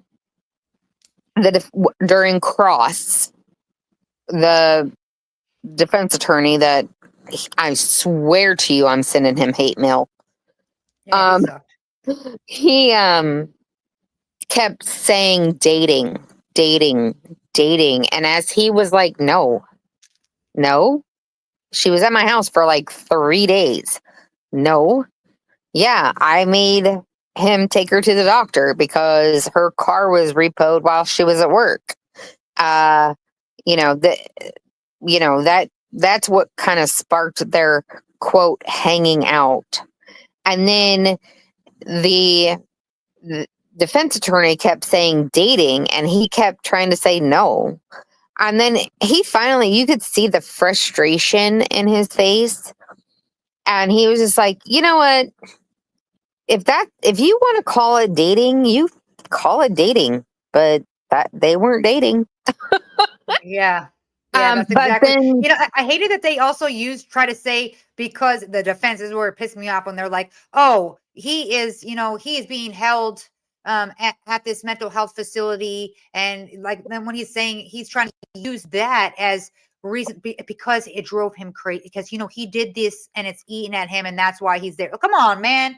Like, you can't sit there just because he's schizophrenic or what else you want to label him with. It doesn't. I know a lot of people that have those kind of issues and they're not out here killing people's babies. So it's just like, imagine having like a mental psychosis or something going on in your life, and then now you're a baby killer. Like, throw that on top of there. Yeah, that would be right, enough to drive any of us crazy. exactly. I'm crazy for the guy. Like, I'm already losing it because of how they portrayed him when he Yes, wasn't even there to defend himself, and the only person that could defend him was his dad. It's like, you can even correct. use him, and you're trying to throw him under the bus as a defense and say, why didn't you get his fingerprints? Why didn't you do this? Is the suffering that he's going through right now not enough for you? Like, I just don't understand why you don't have any Yeah. facts or proof, just your mouth, and you're just trying to make the jury believe that. And that's like, that to me is where the defense was like, yo, we should be going on facts and findings only, not your opinion and your beliefs based on nothing that you could provide to this jury. So now you're having them think something that's not true because you have no fucking facts to back it up. And I was pissed. I was like, there's a lot of people with mental illness that don't go around killing people. Okay. I know a lot of I people would with be mental one. illness. I would Yeah. be one. I will tell you though. Actually, I'm just gonna say it. Oh, My shit. my assailant, God help him if I ever cross paths with him. That's all I'm gonna say. I think Because we I all feel about would. that. I would absolutely 100% after he drugged me, took me, held me for a little less than 12 hours. No, 11 hours. If I ever see him again, I think that's fair though. this You is know? why I won't well, here where I live, I think they're passing a law where you don't have to have a permit to conceal carry. And even with that, I won't carry a gun. And it's because of that. You would think that I would want to, because, I'm afraid of everything outside of my house. And, but I also know that there's going to come a day. Hell is going to be reckoning. But I'm not saying that to get sympathy at all. So I don't know what's going on in the comments. I'm just sharing, from my personal experience, about Hunter with PTSD, anxiety, and panic disorder. I have major depressive disorder. I have a touch of agoraphobia, because I can't go into big box stores. I can only go into things like gas stations and the tobacco shop. I can go get my toes done. It's because I need to be in a place where I can see everybody's face. I can't be in a place where I can't see everybody. And, so I totally, after everything that Hunter went through, I can absolutely see how he was broken. And he didn't even have to be diagnosed with anything. Anything. This whole situation could have brought on all of it. And then, he probably felt responsible for the phone calls to the chicken shack. He probably felt responsible when, his father lost his business that was named after him. Well, He we know when he said that in the text messages when he was like, just let me know that she's okay and that she's gonna be brought home safely. Like he already was feeling that guilt when he messaged her. He wasn't responding to any of her bullshit that she had, but then she's talking about the baby. Like you could tell that he at that point felt like, okay, well, please let me know if the baby's okay. So I feel right. like that definitely contributed Oh, to it because you could tell he'd never met this child, wasn't around this baby, but was more worried about the baby than Megan was. So to right. me, that was already like, poor Hunter. I already felt like, dang, Yeah, he's sitting here like, wow, she could have done that. Man, I knew she was crazy, but no. yeah, Like, he literally said, "Please, please just tell me that the baby," and I love how he called her the baby. And it that tells me that he was not connected to this child. He had never met this child. mhm. Because he kept saying the baby instead of saying Evelyn. Because if it was my boyfriend who had a connection with my child, then he would be using her Calling the name. name. Yeah, exactly. Or And some sort of he nickname that he gave her. correct. And then so that message said, please tell me they are going to find the baby alive and well. And my heart just crushed. I was like, this fucking bitch has done thrown everybody under the bus. And then they get her to break in that final interview, which I'm kind of upset that they didn't show a trial where she literally says that Hunter rolled over on her when he had never even met her. And Mr. Wood said that she was never, ever at his house. And that's where Hunter lived. Well, And then plus the they checked psychosis. those pillows. All three of those pillows were checked to see inside, and they only showed Megan. And some sort of like not enough to DNA, but there would definitely have been like his DNA on there. And Yes, especially in the middle of the pillow if he had been there with the baby. correct. There was a little bit of male DNA, but not enough to test. They did find Evelyn's DNA in the center of the pillow. They don't know if it was like saliva or sweat or skin cells or what. I mean, they can't say for sure. All they all they could say was that yeah, it was baby Evelyn's DNA in the center of the first pillow that they showed in the trial. And then uh shit. See, I get off topic. So we were I literally started speaking because we were talking about the time. We were talking about the timeline and who saw her last. Yes. So on December 2nd is when she had her interview and was Mhm. hired that day, I believe. Mhm. And Mr. Wood is very, very family oriented and was like, hey, do you have any small kids? Because we'll work with your schedule. And she was like, no, no, no, no, no. No, I'm good. I'm good. I do. Yep. She's Yes, with I her do. I dad. do She's with have a her baby, dad. but she's with her dad. So, Mhm. um, so okay, cool. Okay. So then I remember in opening statements, they said the last time that Evelyn was seen alive was on the 6th, which was the Friday. So I actually think, so somebody said that it was some, I think the last name is Whitson. I have to go back through my notes, but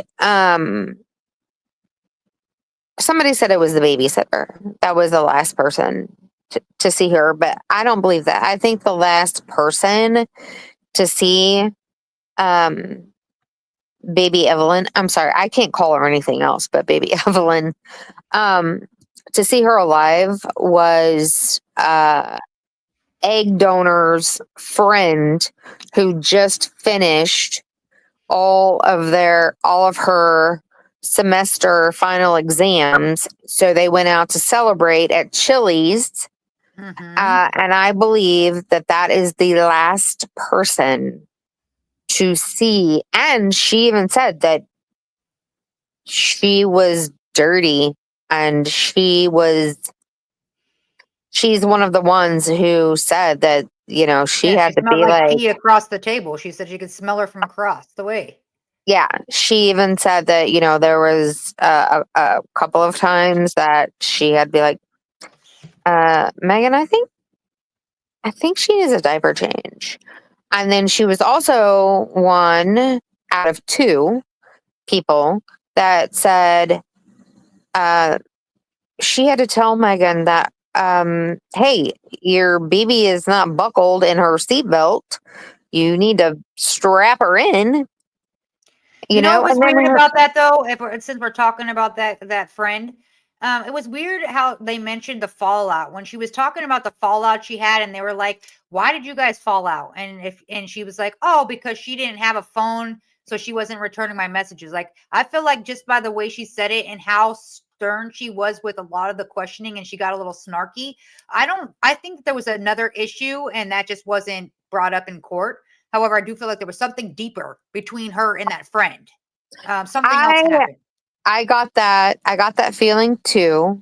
But you have to keep in mind though, and this again, we both, you and I, we're a lot the same, and I like to play the devil's advocate too.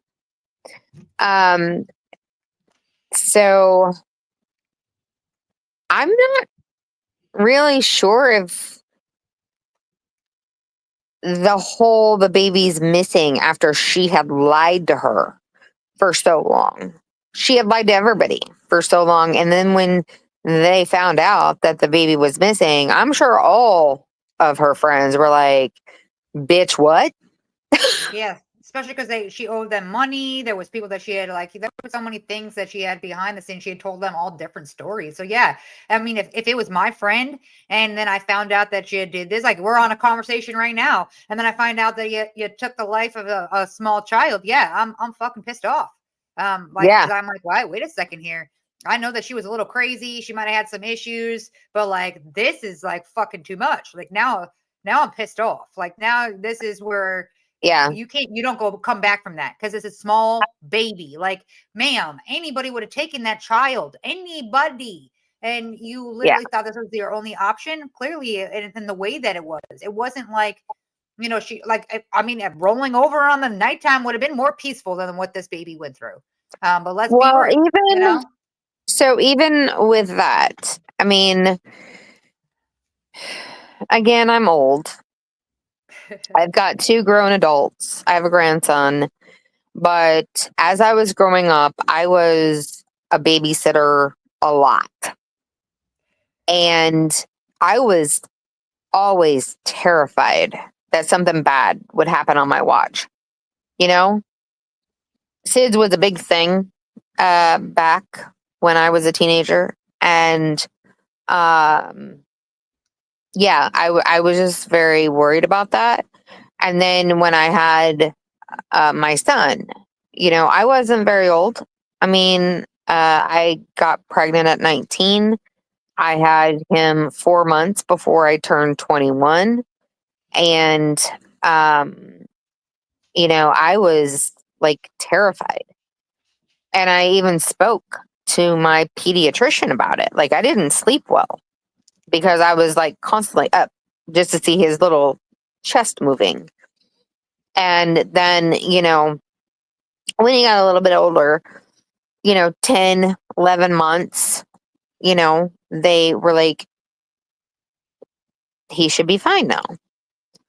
Um, and the fact of the matter is, so what the chief examiner didn't touch on, but what I was taught was SIDS is basically when a baby forgets how to breathe. Mhm. It's not because they're suffocated. It's not because they rolled over and their face is jammed up against the baby crib guard thing. It's not. They literally forget how to breathe while they're sleeping. That's why they call it, or did, sudden infant death, because they forgot how to breathe. And that's how it was explained to me all of those years ago. And I believe that to this day. And the at 12 months, if a baby is, rolls over in their playpen and they get caught, my daughter refused to put the bumper pads in my grandson's crib because she was terrified that he would suffocate if he got too close to the bars. I was like, okay, babe, I got you. It's fine. I understand. But when you purposefully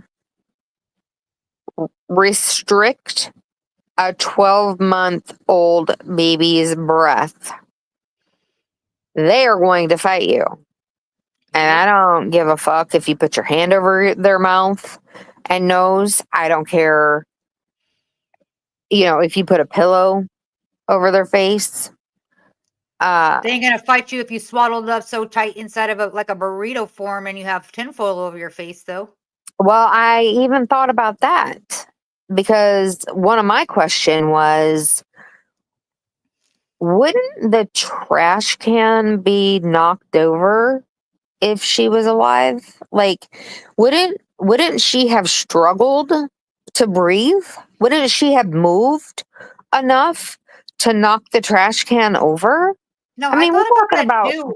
But like also, okay, when they were showing the trash, okay, one, you gotta remember there was still trash in that trash can. Now yes, she's placed upside down, so now and she's yes, restricted. So she's tightly yes, swaddled up. Her legs, arms, everything is tightly swaddled up. So even if she's trying to move, she's still struggling. Like she's still not able to. She's so tightly restricted. You've seen how it is, like yes. cocooned up. I mean, I was doing it to myself, and I burrito rolled myself up in my blanket last night, and I was trying to make myself break free of the just because I'm trying to think about it. And now I'm Right. also not a 12-month-old, but it was tight for me to like try to figure out like, okay, so I'm like an inchworm, and I literally like trying to picture myself upside down in an already restricted position, bent the way that she was bent, with all this wrapped around her inside of, okay, it's already hard to breathe in a Right. confined space, and you got a plastic bag in there, and you got and all these other factors. So I feel like automatically she was already weak upside down in that position, already not being able to breathe. So even if she was placed in that trash can while she was still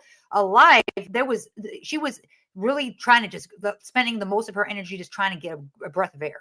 She Oh didn't yeah. have that Oh yeah. functionality like you and I did to like be able to like try to break free of that. It was too much for her. She couldn't. She was restricted. So she Oh. couldn't have knocked that. And then you saw it though. The trash was like at an angle in there. So it Yeah. wasn't like it was just straight up. I might have thought that, yeah, okay, maybe she could wiggle it and make it fall over, but it was at an angle to where she's braced up against that. Where's she gonna go? Yeah. Those are all of the things that I went through. Everything that you just mentioned. That's why I think that she was put in there alive. I'm sorry, Because Kimberly. I know it's a sensitive subject for a lot of people. it is, and I'm so sorry for being detailed. I know. We're like she's very, very detailed. I mean, I just wanted to talk about because this is the honest truth. This is not just like this. She's not the only woman that's doing this. We're looking at a lot of trials right now. Leilani, we got like Casey Anthony, we got what's the other lady that did the same thing too? Got rid of her kid, she buried her. I just was reading Oh on my that God. too. But like Susan Smith is one. Susan Smith. So there's a lot. There's And a Tiffany. Her name is Tiffany. I don't remember her last name, but she legit unalived both of her children. yeah, guys, anybody that needs to leave, yeah, definitely feel for listen, you're not hurting me. Maybe we should put a trigger. Can you create a trigger warning I know, I definitely need thing? to do that because it's definitely a sensitive subject, and you too raw for this, girl. You too raw. I'm sorry. It's just, No, I love I'm it. I love so it. angry. It isn't for like, especially when it comes to children. That's the hardest part for a majority of people. They can deal with a lot of crime, or a lot of things that happen and murders. But like when it comes to babies, or children in general, I feel like that's such a sensitive subject for many. I mean, if this case was, if this included grape at all, I wouldn't be able to do it. I wouldn't be able to watch it. If that's something like, when that happens to a child, as well as them losing their life, like that's why I haven't even watched the Madeline Soto, because I can't. I literally, the PTSD and the trauma from that, I can't even look at it myself. I'm like, avoid it. So I totally get it. If you guys Well, can't be here, I'm gonna try to do my best to not be as descriptive. And I'll tone down. I'll tone down. I I'm think we put sorry, everything guys. out there anyways, so I don't think there's really much else Yeah, out there there's that we could no, really. yeah, there's nothing. I will just add very quickly that I did go through all of those things that you just mentioned, and which is how I came up with, I'm fairly certain that she she was tortured, to put it mildly. And Yeah. I don't believe anybody, because again, if you roll over on a baby, they're gonna wake you up. Like they're gonna squirm around so much they're gonna wake you up because they can't breathe. There is, when they're at 12 months old, like I said, they will fight for breath. So a rollover isn't even an option. And that's it. That's all I'm gonna say All about the right, details. let's put it on let's get it back into the closing argument so at least people can hear the factuals, the ones that haven't been here. I do see a couple of new heads, so welcome for your first time. If I haven't seen you, it's the first time I've seen you on my live. How Ethan, many people do we Harry have watching? does that for a few days. It's been on and off, like And when 12, she quickly 11, realizes, steady. gosh, law enforcement can figure out that I'm not telling the truth here, I guess I better tell something different. Then she goes to her mom. She blames her mom, her own mother. She's willing to blame all the time, knowing. I mean, we know. Let's find the picture. We know where Evelyn was.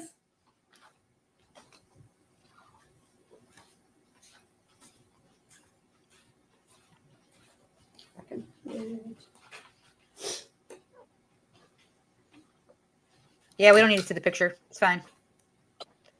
When she rolls out the trash can, oh my God, I lost it. I was like, stop it, lady. Why is it pausing?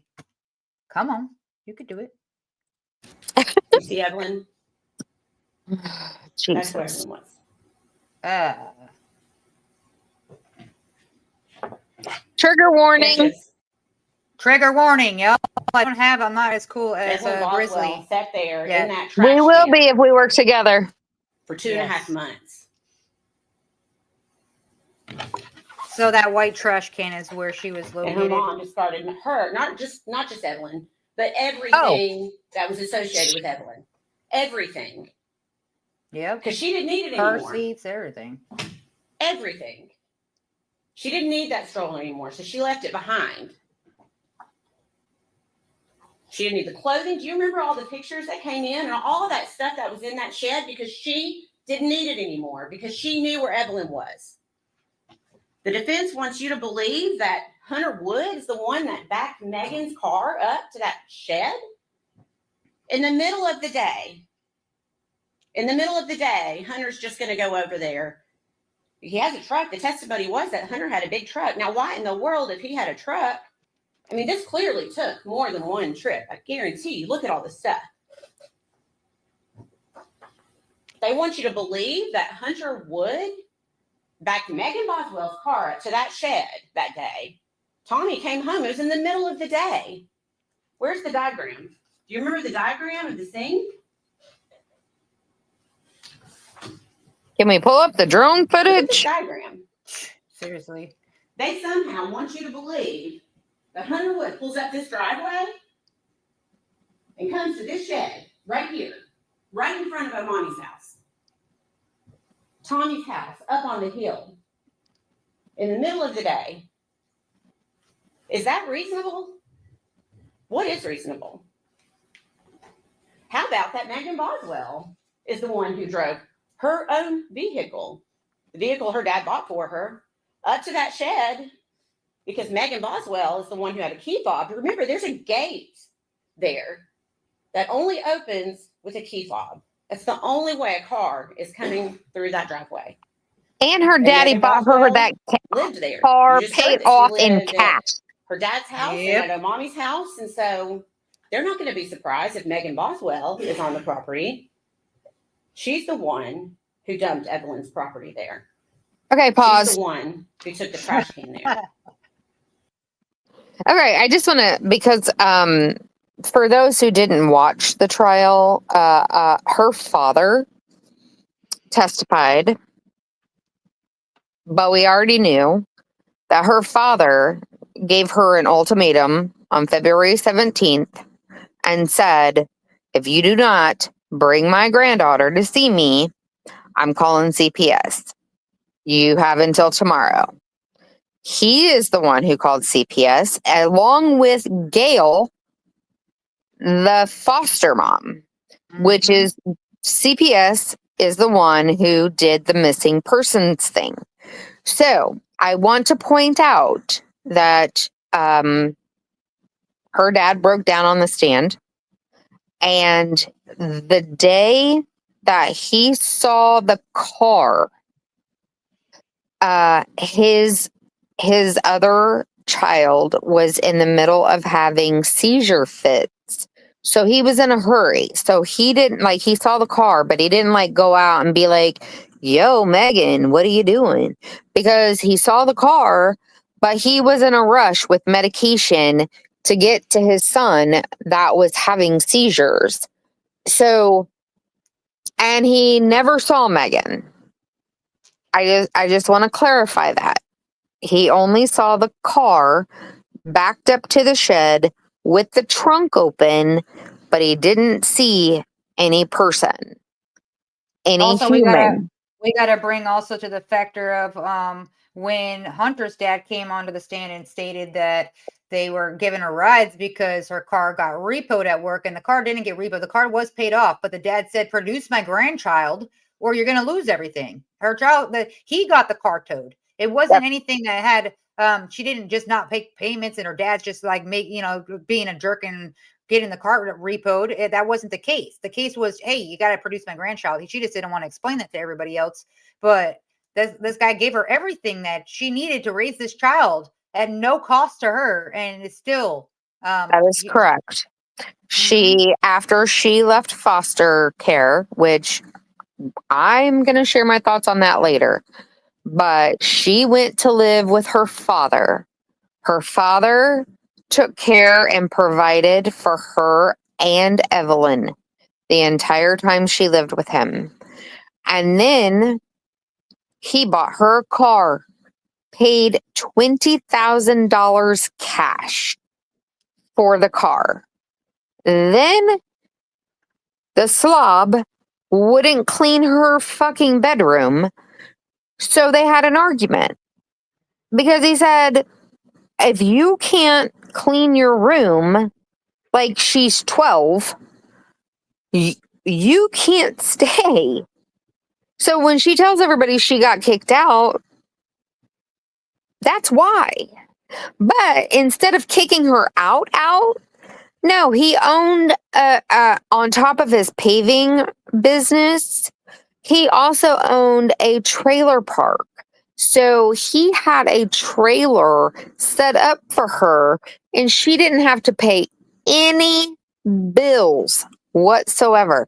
So if she got a job, all she had to do was buy food and baby necessities. That's it. That's it. That's all she had to pay. She had a bill-free life. I'm just, Yep. um, just, yep, I'm done. You can play. I got more, but I'm done. Not Hunter, not anyone else. Megan Boswell.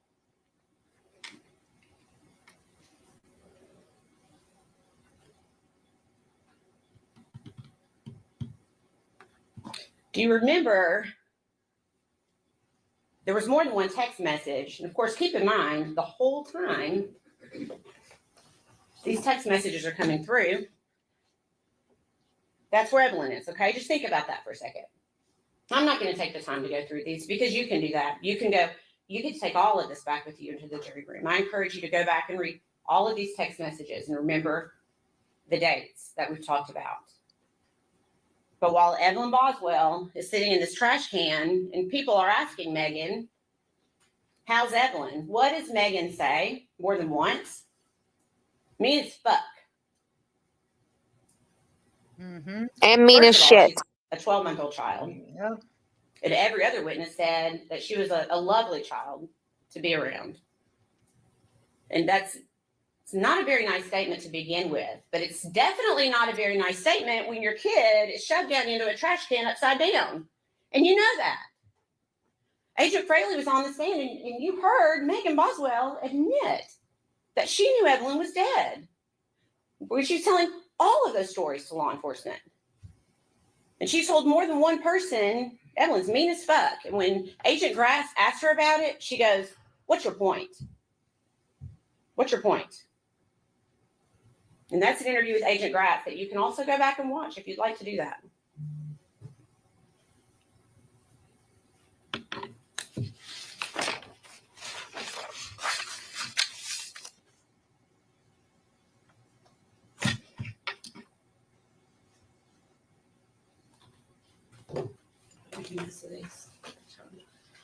So we saw the defendant enjoyed crying during this trial because she has an audience and she really enjoys that.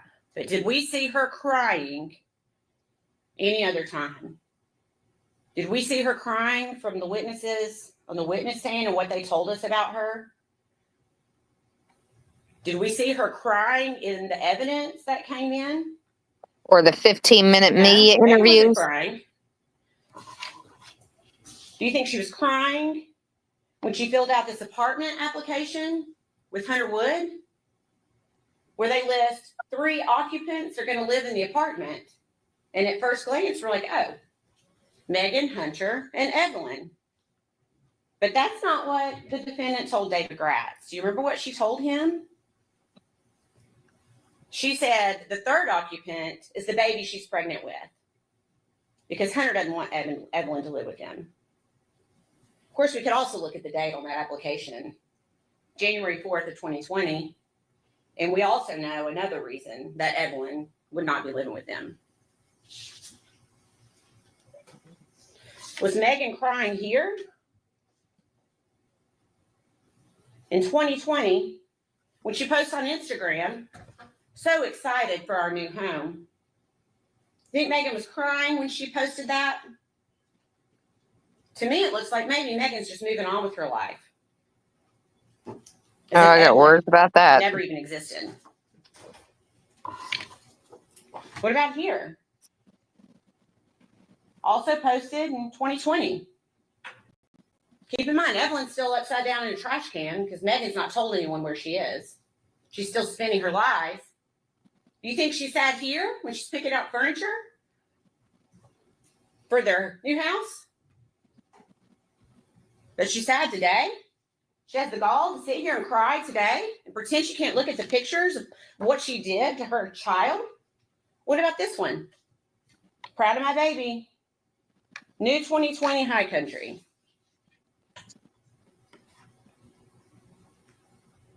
Was she sad then? What about in December? Weeks At the after Evelyn's aquarium. been brutally murdered.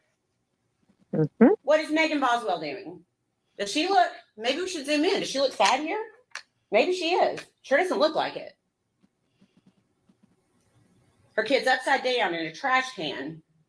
She's going to the aquarium with her new boyfriend. Oh, and come to my state, too. What about here? She doesn't look very sad to me. Hiking in Blowing Rock in 2020. No Evelyn. That's my state. Evelyn's missing. Still missing at this time. There's Megan hiking with her new boyfriend, moving on with her life. not crying. Fucking Casey Anthony. I swear. At least it ended better for Evelyn here than it did for poor Kaylee. Thank God.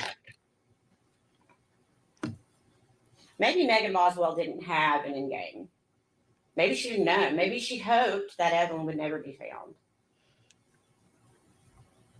But she had to know at some point these stories were going to catch up with her.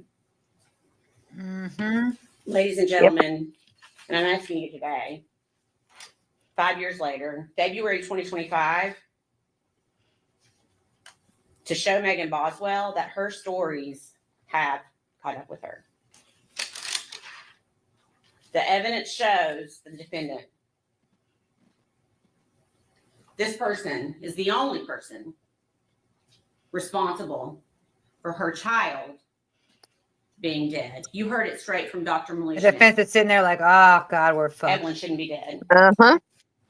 Evelyn should not be dead.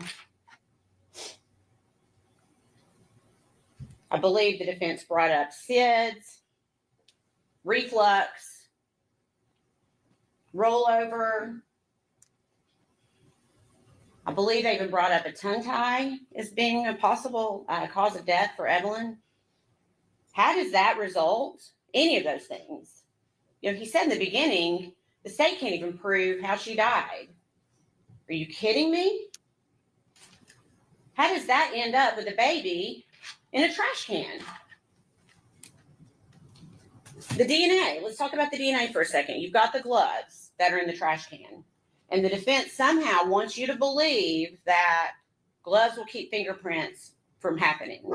And then I guess whoever did that then took the gloves off, cut them up because they're cut up in small pieces and you can look at them when you get back there, and then dispose of them in the same trash can that the baby's in. That doesn't make sense. That doesn't make sense. And funny enough, guess what is there? Is DNA that matches Megan Boswell, that matches Evelyn. Go back through the testimony. There's not one piece of DNA, not one, that shows anyone, not Hunter Wood, not anyone else other than Megan Boswell is associated with that trash can, the evidence in the trash bags. And you heard Marla Gray, the DNA expert, talk about the mixture of DNA on some pillows that were found in the shed. And you also heard her say that that could even be from the person who made them in the factory. Or it could be from the person who touched the pillow at Walmart when they were trying to decide if they were going to buy it. It wasn't even enough DNA to test. So don't be led to believe that because of that, there's some unknown stranger who did these things. Look at the evidence. Look at the evidence that's in front of you. We have evidence. We have shown you the evidence. Don't think about the speculation. Don't think about the what ifs. Look at the evidence. Some really, really good. If I could, can I see the trash can for just a second, please?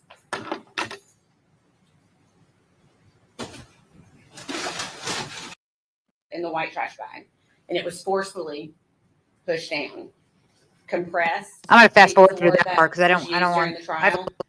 like that And one's that's how crazy. Megan Yeah. Boswell's fingerprints ended up on that black trash bag. Ugh. Even more damning than that is the fact that Megan Boswell's fingerprints are on the foil wrapped around Evelyn's head. I would love to know a different explanation for how Megan Boswell's fingerprints got on that foil, on that trash can, on the black trash bag, except for the fact that she murdered her baby. She put her in that trash can with food trash and debris, covered her body, essentially mummified her, and tossed her away, literally, with the trash.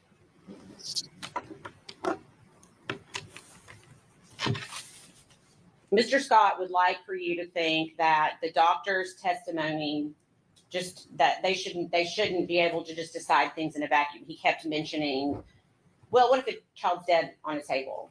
And I think we all know that is not how doctors operate. Doctors operate off of medical histories and any information they can get. And that's what both doctors did in this case. They took everything, her birth records, her pediatric records, the scene itself, before they came to their conclusion. They don't operate in a vacuum. I think those were the words that Dr. Malishnik used, is they do not operate in a vacuum. And they determined what? Both doctors agree that this was a violent homicide, and that Evelyn Boswell died from some sort of asphyxiation. So, suffocation, I guess, is the easiest way to say it. So, if it was not for, say, the position of her body upside down in the trash can, that could have killed her. We'll say it wasn't that. Then maybe it was the blanket that was pulled up over. Remember that? How it was tightly pulled up over her face. That could have been what it was. Or it could have been upside down in the trash can. Could have also been the trash bag that she was placed inside of, where she was unable to breathe. Could have been the foil that was wrapped around her head. Could have been the trash can itself. If you remember, the doctor testified that her face was compressed up against the side of the trash can. And her body was in a reverse S curve to where her head was so far bent back into a reverse S because of how the defendant compressed her body down into the trash can. Forcefully compressed her body down into the trash can. Her head and neck were wrapped so tightly with foil that even when they removed the foil, you could still see the impression of the foil on her face. You could still see the trash can form still to her face. Rest in peace, baby Evelyn. At least we got some justice Quickly, for I'm you. going to ask you to go to your verdict form page. Here it is. And it's going to be probably at the very end of your packet. Page 50 is where it starts. So these verdict forms, I'm going to show you one example. Okay. So you'll see here, this is just for count one, and I'm just giving it as an example. We, the jury, find the defendant and mark the appropriate box. So if you go back in the jury room and you agree as a whole that Megan Boswell is guilty of first-degree murder, you do not need to consider anything below that. Those are what we call lesser included offenses, and we're required by law to put those on the verdict form for you to consider. But if you unanimously agree that Megan Boswell is guilty of first-degree murder, you can check that box and move on. You are not required to go through every single one of those if you believe that she is guilty of what she's charged with in that count. And if you go through these, you will see that each count of the indictment is similar. There are lesser included offenses for each one of these. Again, I will ask you that if you can unanimously agree, you do not need to go any further on that verdict form. The state has to prove several elements for each charge, and those are also in your packet.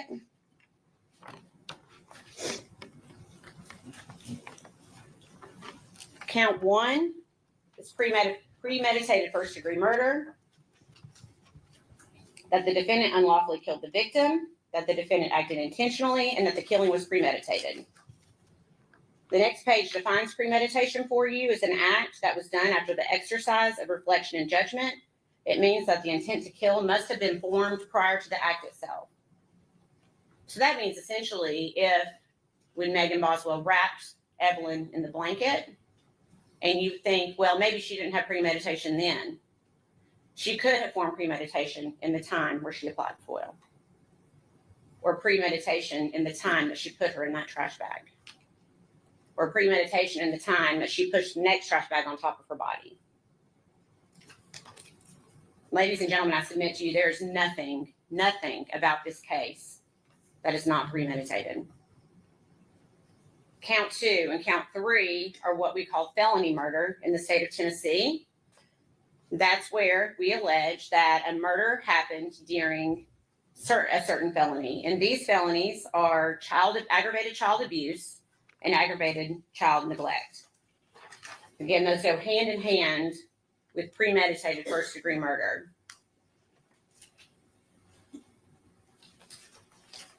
We submit to you that not only did the defendant abuse the child, but that she neglected the child. And one of the perfect examples is how she left her in the trash can. That's neglect. Leaving her in the trash can, that's abuse. And it resulted in her death, which is felony murder. And we have to prove that the child is under the age of 8.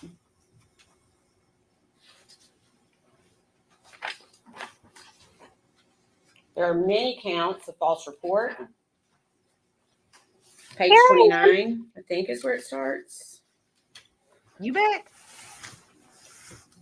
And it's counts, I believe, 7 through 17.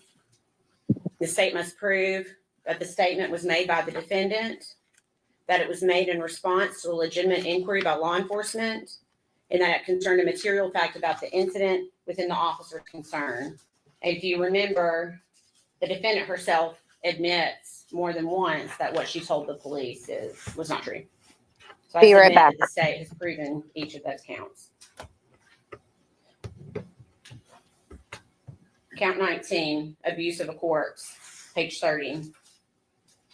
The state must prove that the defendant mistreated a corpse in a manner offensive to the sensibilities of an ordinary person, that she acted without legal privilege and acted knowingly. And I think that count speaks for itself, along with count 20, which is failure to report a death.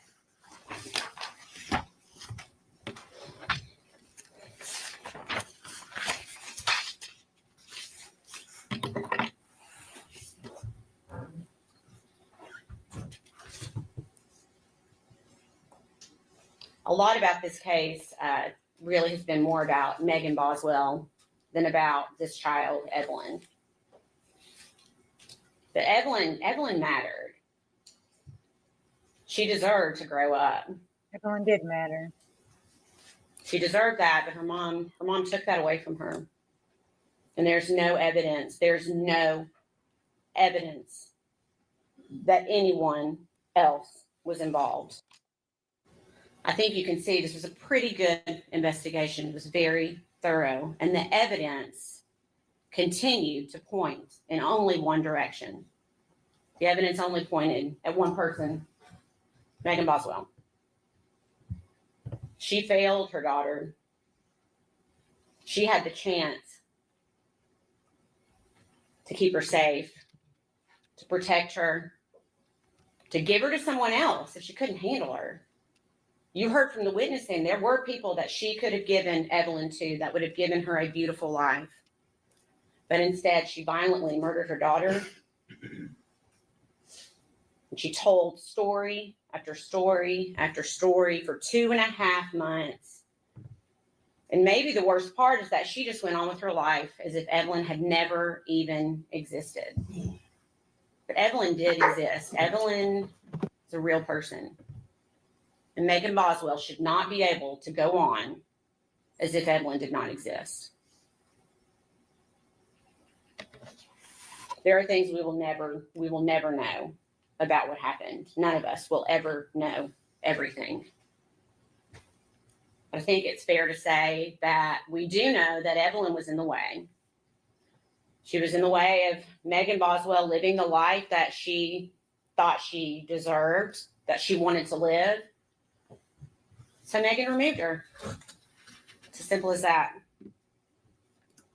So today, 5 years later, almost 5 years to the day that Evelyn was reported missing, we are going to ask that you hold Megan Boswell accountable for what she did for her child. And submit to you, the state has proven every count and every element of every count beyond reasonable doubt.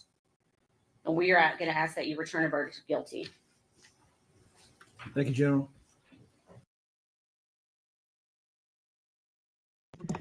Dexter wants to be so rude as he's being a bulky boy, as you can hear him. Are you done? Can I carry on now? Thank Thank you, sir. Mr. Scott, you may close. Nope, he ain't done. This is where the defense comes up and just like, this is what I'm talking about, where they literally dropped the ball here. They literally could have done so much, and they decided to go in with all this hearsay and like speculation and not use the facts that were provided. You could have done a bunch of different things, but this is where I feel like the defense really lost the case here.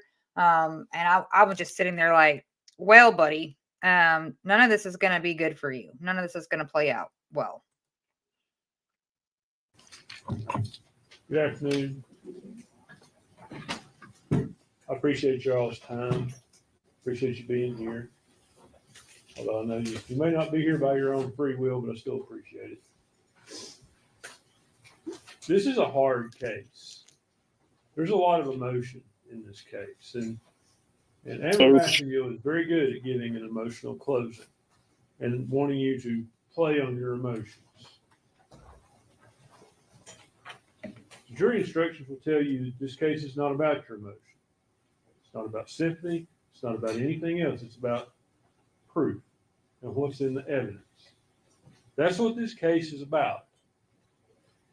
This case is more about what Megan Boswell didn't do than what she did do.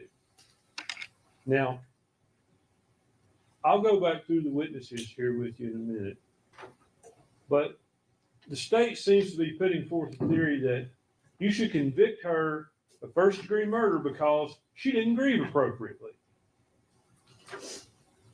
God. She had fun after her child died. Now, is it far-fetched to believe that the child died in the first part of December, like she says? No, that seems to be the point where you see Megan's personality start to change. But I would suggest to you that change occurs when the child dies. You start to hear various friends come in and they talk. I can name them for you. It's because she felt guilty. Jesus. Mm-hmm. Let's talk about Casey Saltz. She worked at Megan's pediatrician. And she was also technically would have been Megan's foster sister, I guess. She was the daughter of Megan's foster mother. And she talked about Megan being a good mother.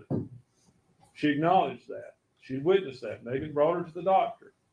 You have an exhibit in the records. It's item 67. It came in through the pediatrician.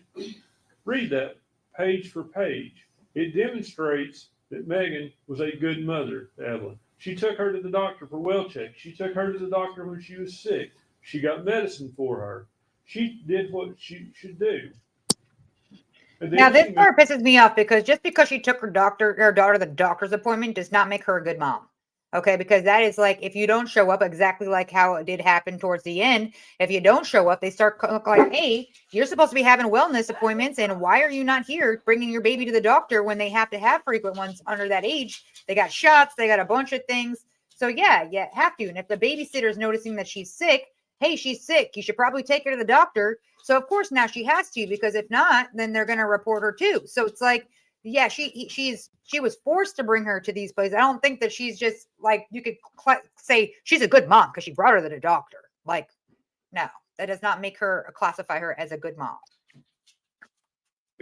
I think that she wasn't a decent mom until she saw, I think she saw Hunter before she applied for the job, to be honest with you. And it set all kinds of things in motion because he didn't want any kids until, well, he didn't want to be a stepdad. That's for sure. Yeah, he was too young. Yeah. So, okay. Let's put it forward. Let's hear this guy's jargon and crap. And I will submit to you, when all of this really starts, the child is dead. Mentally note, we are not hiring him for an attorney. We hear from other witnesses. We hear from, if you were in Tennessee, don't hire this Paul guy. Miller. That is Ethan Perry's grandfather.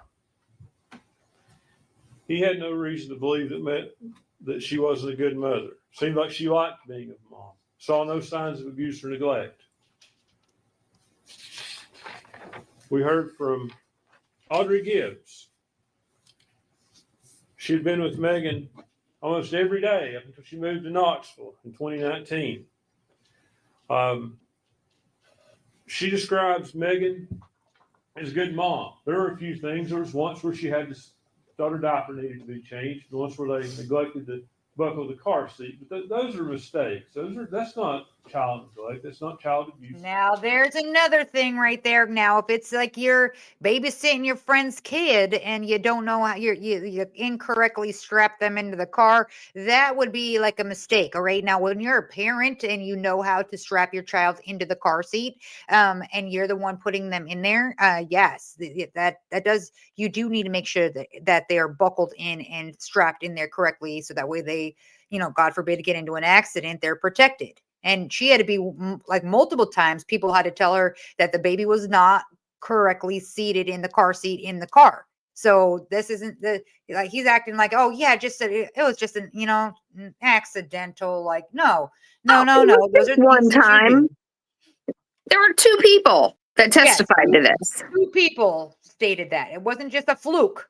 It's one, and I'm sorry, but even now, my kids know they're teenagers. I ain't leaving until them seatbelt lights shut off, and I'm checking y'all, making sure your seatbelts are on. And even so, like I don't care at any point. My kids are always, that was a rule. This car's not starting until them seatbelts are on. And you have, especially as a parent, you definitely make sure that they're strapped into the car seat. What's the whole point of putting them in the car seat if they're not properly secure in the car? It makes no sense. So this is where I was like, wait a second here, buddy. Don't be sitting there and acting like that. It's not a big deal. Yes, it's a huge deal. I did the same. Job.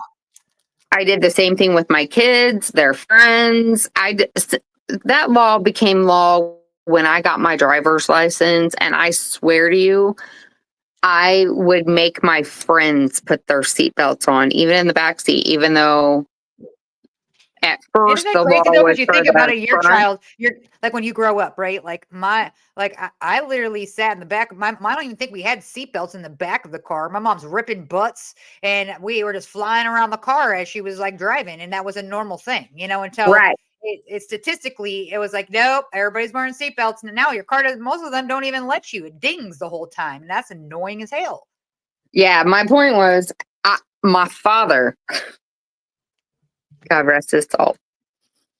I'd have to be like, Dad, you have to. He'd be in the passenger seat of my vehicle and be like, I'm ready. I'm like, no, you're not. You got to put your seatbelt on. And then when he started driving us to his chemo or oncologist appointments, the dinging in his brand new truck, he lost a lot of his hearing, and it drove me crazy. And I had to hit him in the arm and tell him to put his fucking seatbelt on because, hello, it's the damn law. And I can't handle the dinging. Put your seatbelt on. Yep, man, don't let it ding. I don't want to hear any noises. Right? This Okay, freaking guy. sorry. Go ahead. Nope, we're good. We were Those good. are Carrying back on. Audrey talks about Megan coming to Knoxville at the end of December sometime, and by that point, she's acts disassociated. She's not normal. She's saying "I love you" over and over again to her. So again, That's not maybe normal? she's not breathing right. Bailey Hawkins stayed at the Econo Lodge with Megan. Megan just went to sleep, despite Bailey thought they might do things, they might talk or whatever they might do. But she just went to sleep. Again, I would suggest to you she's disassociated. Bailey saw no signs of abuse, no signs of neglect. Mr. Horn questioned her. She described Evelyn as the one consistent love that Megan had. And Megan is a girl who comes from a world of fractured Until she found Hunter. Miss Massengill wants to downplay Megan's home life. True. Matt Price did. There's a video in there. He talks about it. He talks about, I mean no disrespect, but I know that Boswell family. I'm aware of them. I know how you come up.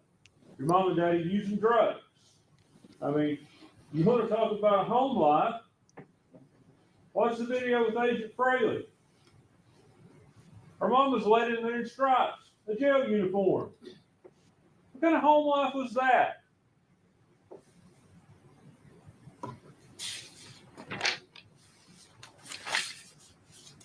And then we get to Caitlin Jones Carter, who you can make what you want of her testimony. Her body language tells me she's no longer Megan's friend.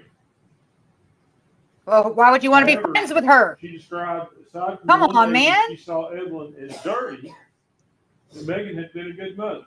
No signs of abuse, no signs of neglect. She said she saw Evelyn sometime in December. She tried to tie it to her school, but she really couldn't give us a specific date. So I think the best you can say is that it's sometime in December.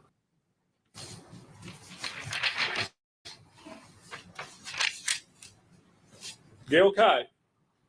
Let's talk about her. Megan's foster mom. She gets Megan when Megan comes into her foster care. Megan's 7 months pregnant. She's 17 years old. Gail describes her as looking like she's not pregnant, as being underweight. We know from the medical records and the testimony that come in from Dr. Smith, Megan suffered from Sorry, I had an ad. growth restriction at that time. We've heard that. So that's the shape she's in. But Gail talks about how she gets her in good shape. She has the baby. She's a loving mother. She takes care of the baby. Gail never saw abuse, never saw neglect, never had any doubts about Megan.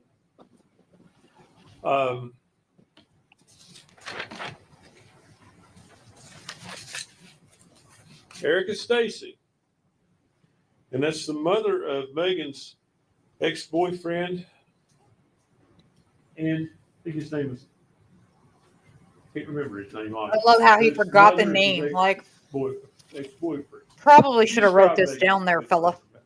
Evelyn was always clean. Girl, don't even get me I'll started. point something out to you. The state wants you to believe that Megan just meets Hunter Wood and throws this child away for him.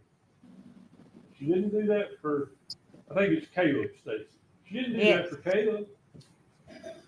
There were other boyfriends. Now there's talk about, a lot of talk about Ethan Perry thinking he was the father. Well, the proof you've actually seen is they go about as Ethan is the father. And there's been no proof that Megan knew that he wasn't the father at that point. I'm not trying to, I mean, it just happens that sometimes people may think one person's the father and they're not.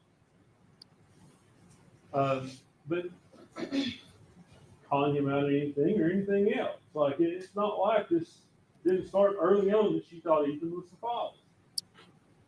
father. She obviously thought a lot of Ethan. She drove to Texas, took Evelyn to see him. Now, he did say one thing that kind of struck me a little odd. He acted as though she just showed up in Texas. I suspect, and he finally admitted on cross-examination, that he told her where he was in Texas.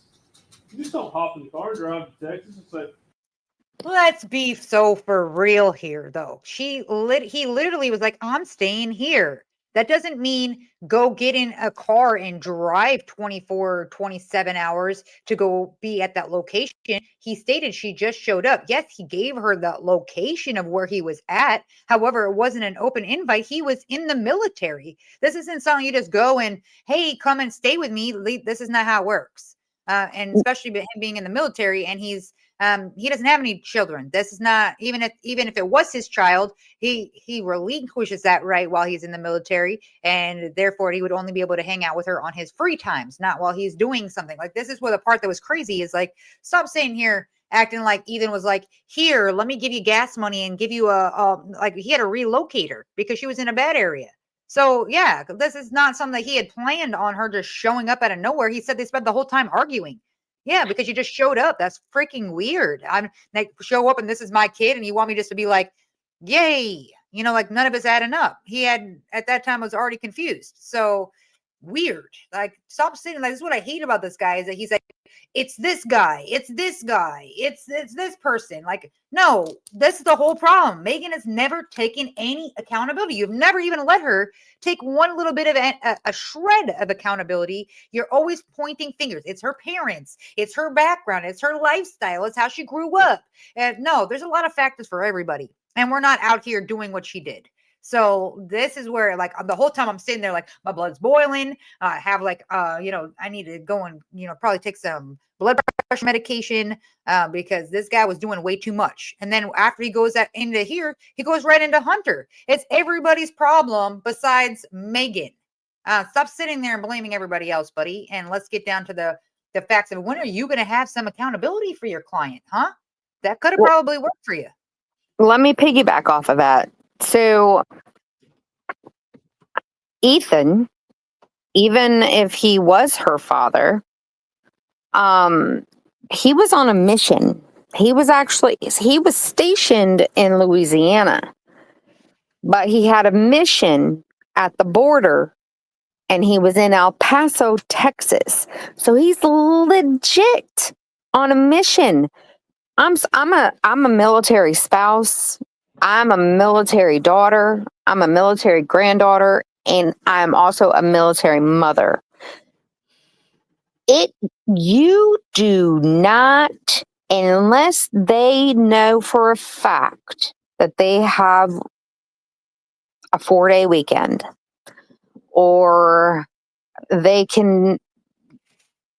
typically, when they're deployed on a mission, whether it's in the continental U.S. or outside the continental U.S., you typically don't get visitors. You don't get to see your military husband or your daughter or your father or your grandfather. You have to wait until their mission is complete. So for her to drive all the way, it took her 2 days with a baby to get to his hotel. That just reminds me of the crazy astronaut lady who put on Depends so she wouldn't have to stop to use the bathroom to go unalive somebody. That was a very valid point, because, yeah, she drove through with wearing the diapers just so she didn't have. That was so crazy. This is exactly what she did, because who else was driving for her? Evelyn? Right? That's just so They crazy. fought the whole time because he Yeah, I was would on a be too. mission. He's over here like, hey, you can't just show up. Like, you're going to get me in. Like, this isn't like, hey, you get fired from your job. Like, no, this is serious. You don't get to just have these little random pop-ups. Yeah. That's not how it works. No, So, yeah, no rendezvous. I would have been upset too if I was him. Like, what are you doing here? I told you where I was at. It wasn't an open invite. I'm legit on a mission, Mhm. dude. I'm deployed. Period. I'm deployed. No visitors. And the Yeah, fact where that was he she made at? time, Where was he at when she drove like that far? Because she's in he Tennessee, but where the was hell at was the he? border. He was at the border in El Paso, Texas. Okay. And That's so where he she was. drove from Tennessee to El Paso. It took her 2 days. They said 2 days. So that's anywhere between 48 and 72 hours. You know what I mean? Like, it could have taken her 2.5 days. You know, And it she could have. didn't stop she didn't go sleep anywore at a hotel or anything. And God knows that baby probably just sat there in its own, like in her diaper, and just as she drove. Maybe she pulled over and Yeah. slept for a little bit, but like, it's sad to think about. Like, this is where her mindset was. Yeah. And just to clear up one other thing while we're talking about the military, because I've seen so many comments. The military, I'm trying to find the right word. They are hellbound on soldiers. I'm specifically talking about the Army because That's even where though he my was. father was a Marine and my grandfather was in the Navy, my husband was Army, my daughter was Army, so I know more about the Army They are all about you taking responsibility for your children and your spouse. You can legitimately get kicked out of the United States Army if you commit adultery and the others and your spouse can prove it. 100%. You can get kicked out of the Army for not paying child support. And yes, so your name has to be on the birth certificate. If it is not, then yes, there has to be a paternity test in order for them to force a soldier to pay child support. So, And to let everybody know, there was no name on the birth certificate as a father Nope. for Evelyn. Nope. So there was no names. There's no responsibility, just only her word stating that he was the dad.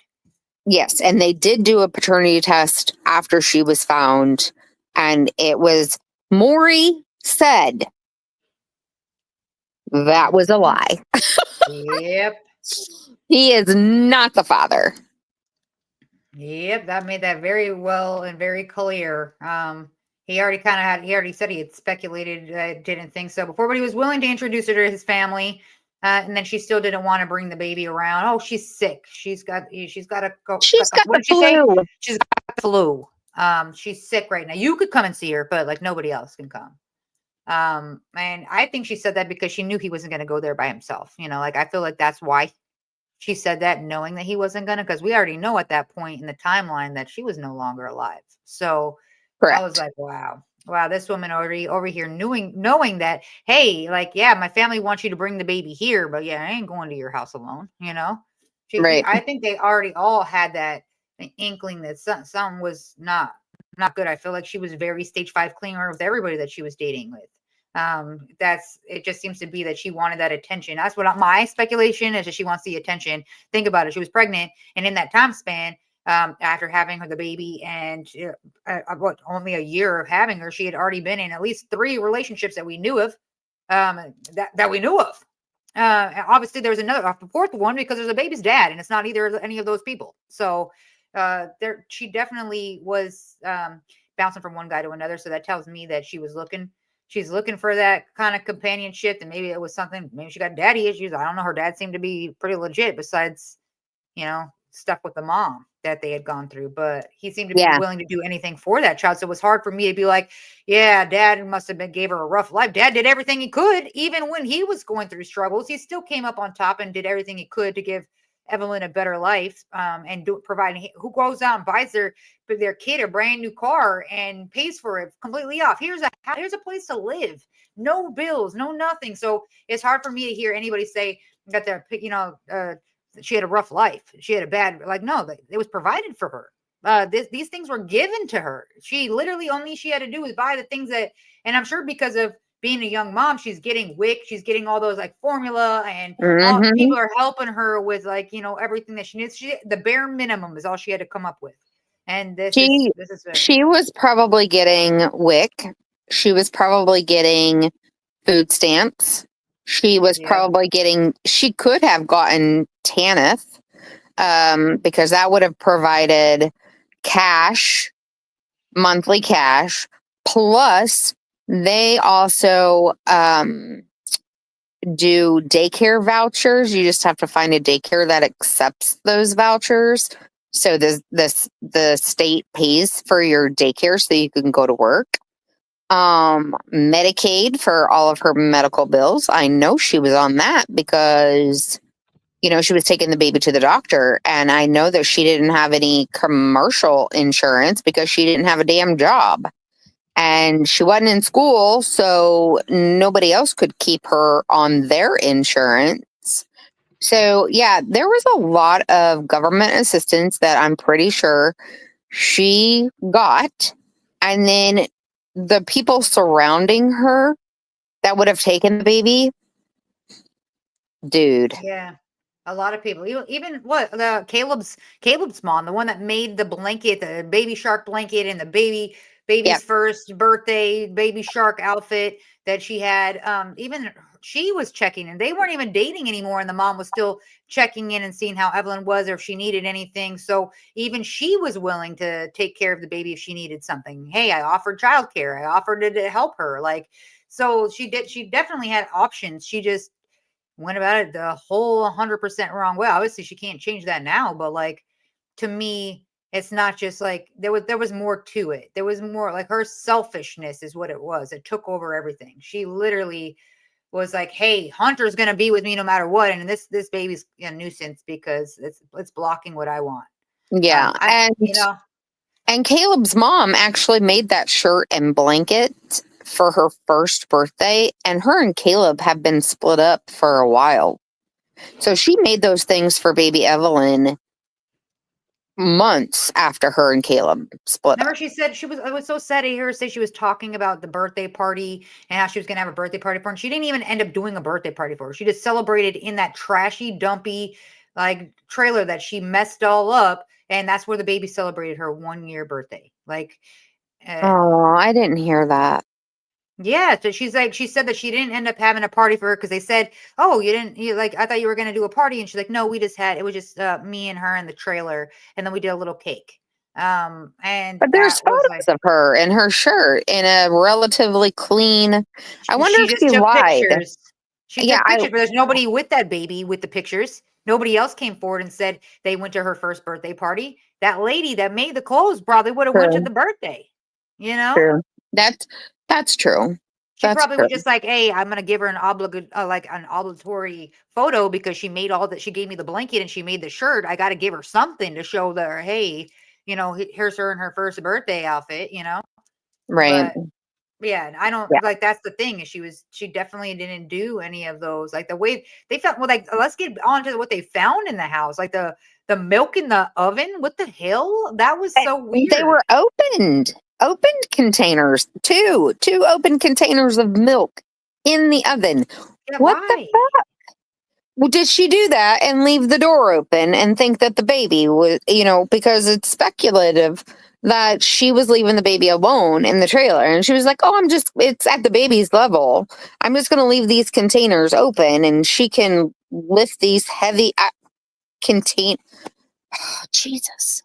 Yeah, I don't know what the thought process was there, but I just know that it wasn't a healthy living condition for that baby. And the only time that she was safe is when she was with the date, like the babysitter or somebody in the family, where they were watching her. But like, Anyone else but her, she was safe. yep, and that's what the thing is that she was. Everybody said that like the foster mother, she was doing everything that she could. She showed that she really loved this baby so much, and then like you said, she started in the dating world, and then as soon as she came across Hunter in that job, everything changed. Now that was when there was no more Evelyn, and it was like okay, very clear to see that she definitely made that decision real quick when it came to what she wanted and what Yeah. was going to help, what she wanted out of life. And didn't include that little baby. But then to tell the guy that you're pregnant with this baby and you're not even pregnant and then be looking for an apartment for that said baby that's not even alive or existing and not even include your daughter. Like, even if you're going to be with this guy and you're going to get a house together, at some point that baby is going to be in your care, right? So wouldn't there have to be another bedroom either way, just in case for when she does come, even if she wasn't going to stay with you, she at some point she would, right? Right. That's that would be really weird. And I don't know, like I wish we could just hear from Hunter. I'm hoping maybe some years down the road after he gets himself together and gets himself right, that he does some sort of like documentary or comes out so we can hear, because I bet you he has more context that he could add. And I bet you a lot of it is what we already speculate, that she got wrapped up real quick in the situation. He was like, whoa, but then she throws, I'm pregnant in there. And he's like, ah, crap. What do I do now? Like, I don't know what to do. Yeah, I think she was totally fatal attraction. Because Maybe. when the prosecutor was given her closing and she threw up the pictures of him in front of the house, him in front of the truck, him, with furniture and all of these things. I don't think that she took any of those photos. I think she stole those photos off of his social media and then captioned them and posted them like they were a couple, because she even changed her last name on her social media to Wood, and he sent her a message and said, "You need to change your name." Yeah, that was awkward. I felt like that was even in the messages when they were showing those Facebook messages and he's not responding to any of the crazy crap she's writing. The only thing he wanted to know is like, "Hey, why is your name like that? Change that back." That's like automatically I think we all were weirded out by that point. Like, oh dang, like That was almost secondhand embarrassment. yeah. I think we all did because we were like, "Ooh, he looked like he was like, okay, stage 5 clinger. This is getting creepy real quick. Change your freaking name back. That's odd. That's weird." Yeah, Like, that's totally my fatal dad told me to bring attraction. you a ride to the doctors, and now you over here trying to like live with me. Like, what is happening? You know? Yeah, Um, but yeah, it definitely got carried away too fast, and I do feel genuinely really bad for Hunter, and I yeah, really do hope that he gets the good help, like the good care and help that he needs to be able to get by in life. I don't yeah, know. Hopefully we'll get to hear from him. I know it's not going to be for a long time, but I hope that we do, just so it does have some closure that we're probably never ever going to get from her mother.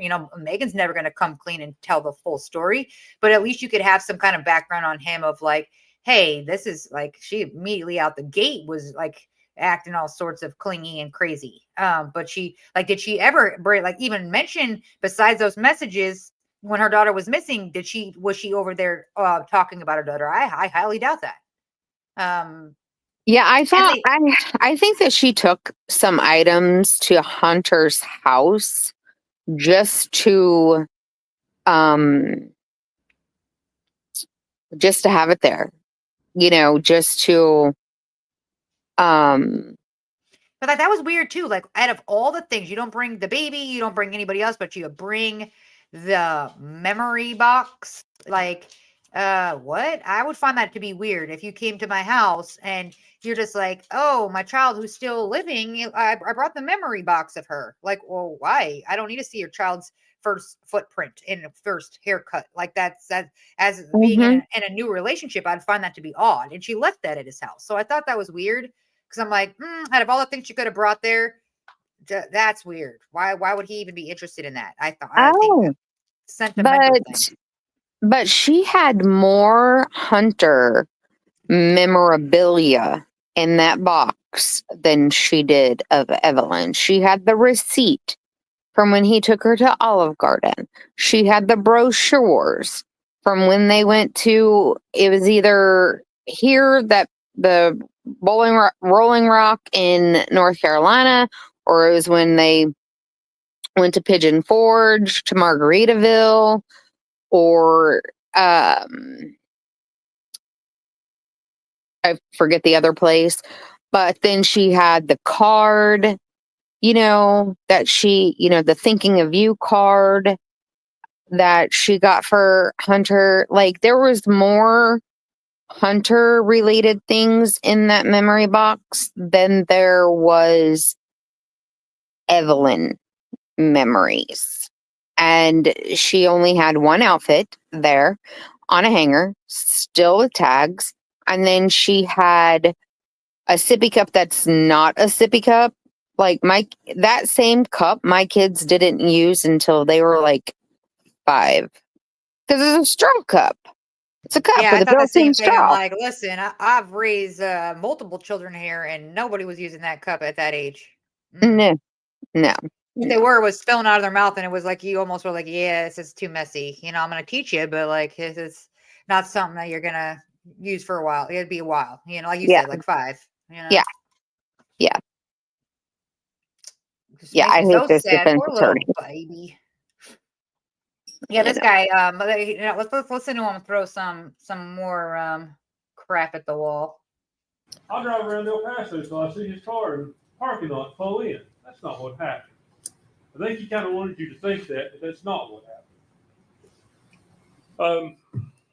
Let's talk about Randy Wood. Oh, for fuck's Randy sake. Wood is the father of Hunter Wood. Mm-hmm. The state called him. The state is the one who elicited the information about Hunterwood being hospitalized. That's the first you hear of him being hospitalized. It's the state. Now, Ms. Massengill wants you to think I have some grand conspiracy theory. I don't. I do have a statement from Megan Boswell when she talks to Agent Fraley about what happened in this case. She says, Hunter was there when Evelyn died. I wrapped her up and I swabbed her. I held her. She kept getting colder as the day went on. I didn't want her to get cold. Hunter took her and he got rid of her. Now, they want you to believe that that's just impossible.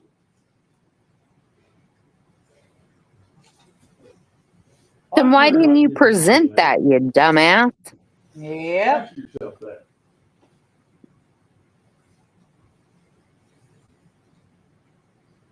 If you have nothing to hide, why wouldn't you just let them test your DNA against all the evidence they have? Turns out You should have got a court order for him to test the DNA if it was that But important. he didn't give Obviously, them that no other chance. police or So FBI he thought had that was something to important, or hide. they would have. Exactly. His dad said that he was schizophrenic. I asked him, is he schizophrenic and have hallucinations? He agreed with me on that. No, he didn't. He also He agreed with didn't. me when I Yeah, asked he did him not if agree. he talked about using He said he didn't know. aluminum foil or tin foil. He just was And not he said, making yeah, sense when he talked about talked. some off-the-wall That's stuff. right. Now, ask yourself who's more likely to wrap that child in tinfoil? The child's mother that has cared for the child, taking care of the child, or the boyfriend who's schizophrenic? Bullshit. And I'm not trying to vilify Hunter Wood.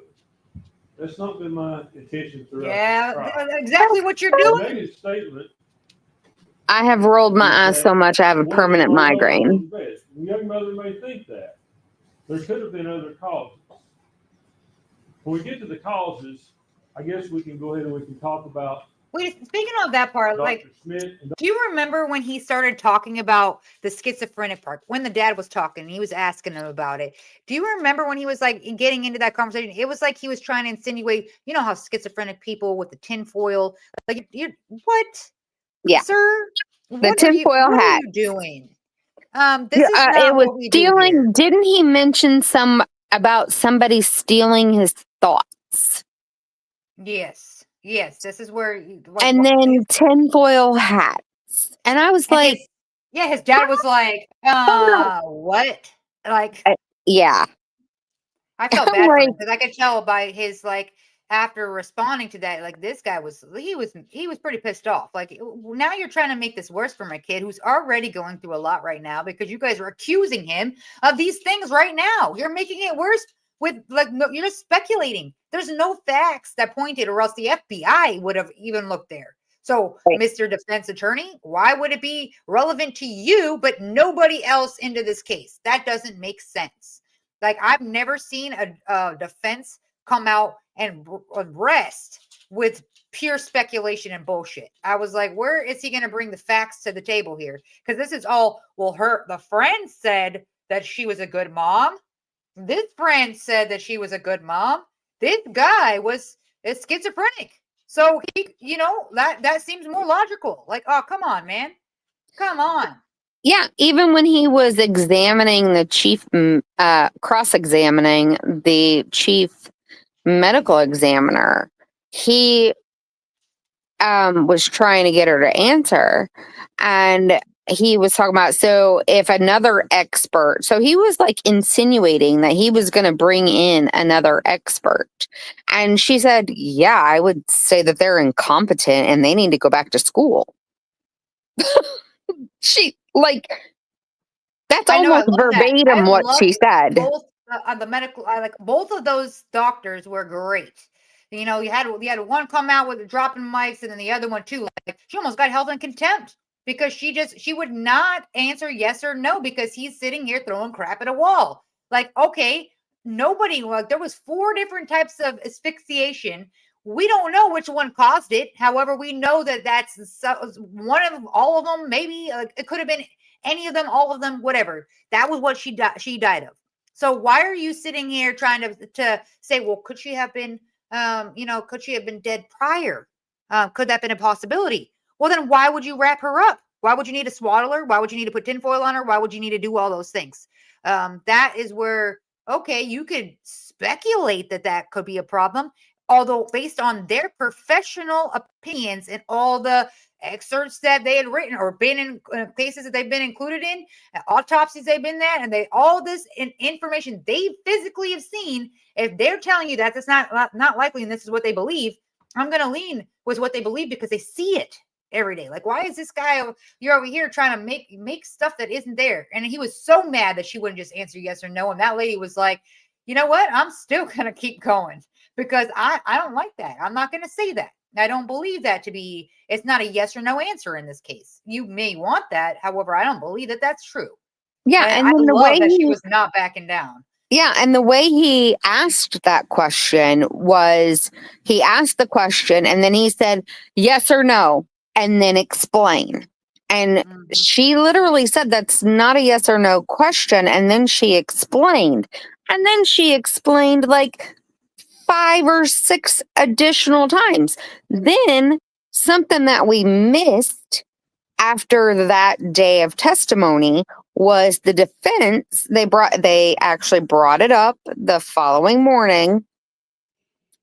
The defense asked for that pot shot, as they called it, when she finally thought about it for a minute about, am I going to go to jail for contempt or am I going to do this? And then You know what I mean? She magically just blurts out, well, nope, she could have been murdered another way. Like, That's right. So he petitioned, well, he said to the judge, I want that stricken from the record.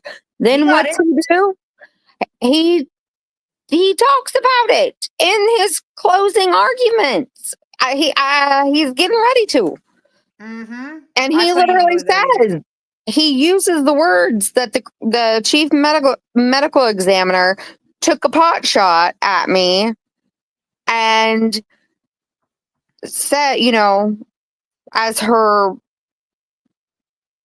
well, I forget how he words it, but he uses the exact statement that she used that he made the judge strike from the Right from the record. record. I know he And actually went over it. then made the jury swear an oath that they wouldn't consider that.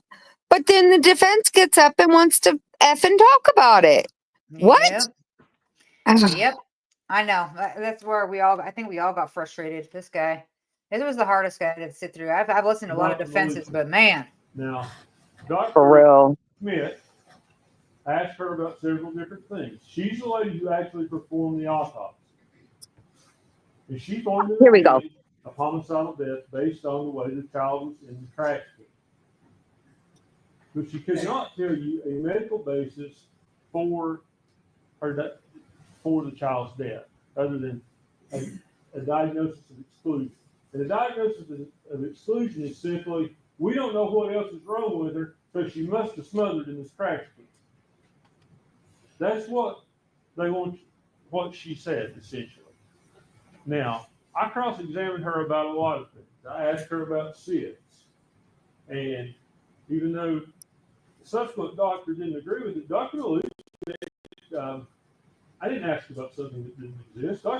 Dr. Schmidt knew exactly what SIDS was. We talked about it. We talked about the ages, how we don't know what causes it. She answered questions about it. She said, ultimately, she could not rule that out in this case. She said it doesn't She could exist not anymore. say with any degree of certainty that the child was placed in the trash can alive and dead. She couldn't say that. She brought up that the child had a heart valve that leaked. She admitted under cross-examination that could have been what killed the child. No, she did not. She did not. She did not. Excuse me. We talked about laryngeal convulsions. Could that have caused the death of the child? She admitted it could.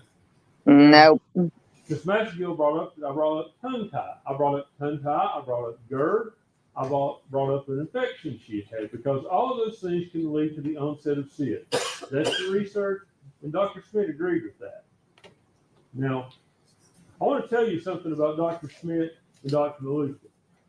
I think Dr. Smith she was the medical examiner in Johnson City when this happened. Dr. Maluka is not her boss. She's not, it's not like she's somehow over her. Dr. Smith was the chief medical examiner at the Jenkins Autopsy Center, Forensic Center.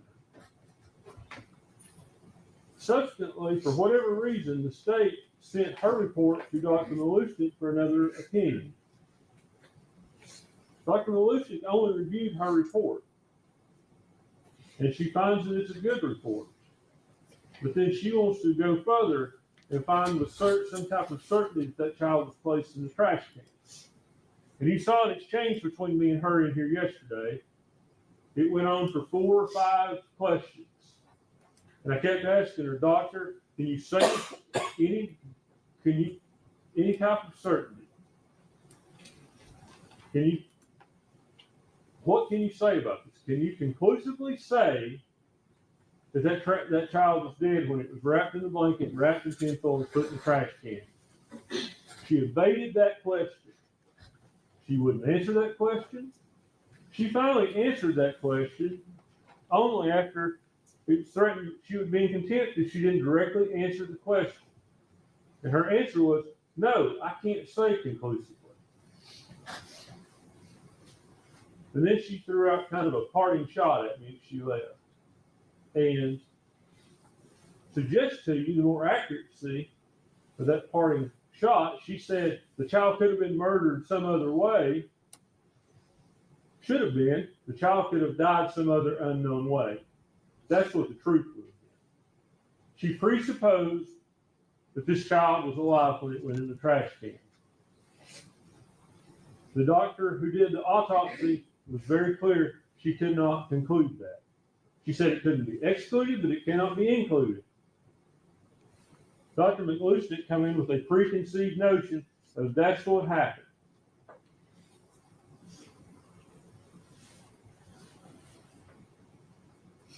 I hate him. Now, Mm-hmm. the state has to prove to you cause of death in this case. They have to prove that child was unlawfully killed. They have to prove this wasn't an accident. The proof from Dr. Smith leaves open a heart, it leaves open SIDS, laryngeal convulsion, it leaves open all of those things. We don't know what happened. It also left open a rollover, which is what Megan told Agent Fraley. And now, would Megan know for sure that that's what happened? Maybe not. You wake up and you find your baby dead in bed. Could you not come to the reasonable conclusion one of us must have rolled over on it? She's 17 years old. She was not. She was 18. She's not sophisticated. She's had a hard life. She's scared that she's going to get in trouble. Hunter Wood's scared that he's going to get in trouble. And that's why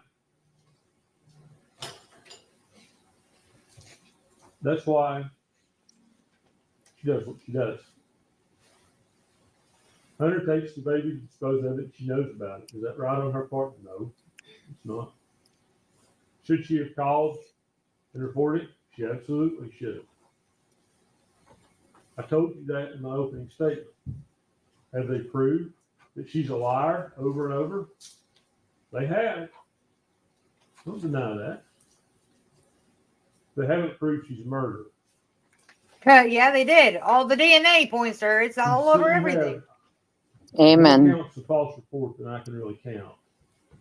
I think there's 11 or 12 of them. Almost every time she's talking to law enforcement, you're considering a count of false reports. With the exception of, you're not considering one for the time she talked to Agent Fraley. That's not before you. I would submit to you what happened was the conversation with Agent Fraley on the 5th of February, almost 5 years ago. That was a breaking point. That's a breaking point where she finally admits Evelyn is dead. She's able to admit to herself. You saw all these pictures she's sending back and forth before that. That's how she's grieving. Maybe she doesn't want to accept that the child is dead. Maybe as long as she keeps talking about it, talking to the media, talking to the police, and saying that Evelyn is somewhere else, she believes that. Yeah, except for she's Maybe that's how she's like a getting couple by. feet away from her in a trash can while she's living her best life. You can't judge. She's someone drinking. She's at for how they grieve. Margaritaville. You don't know what Like, goes come through on, their man. head. You don't know what they were raised with. I've never lost a child. I hope none of you ever have. But how am I to tell someone when they lose their child how they grieve? Why are you yelling at the jury? How am I to do that? Right. Amber can tell you that. Oh, she shouldn't have went here. She shouldn't have did that. How does she know that? Because any mom is not She's gonna not listen. in Megan's shoes. Let's talk about that.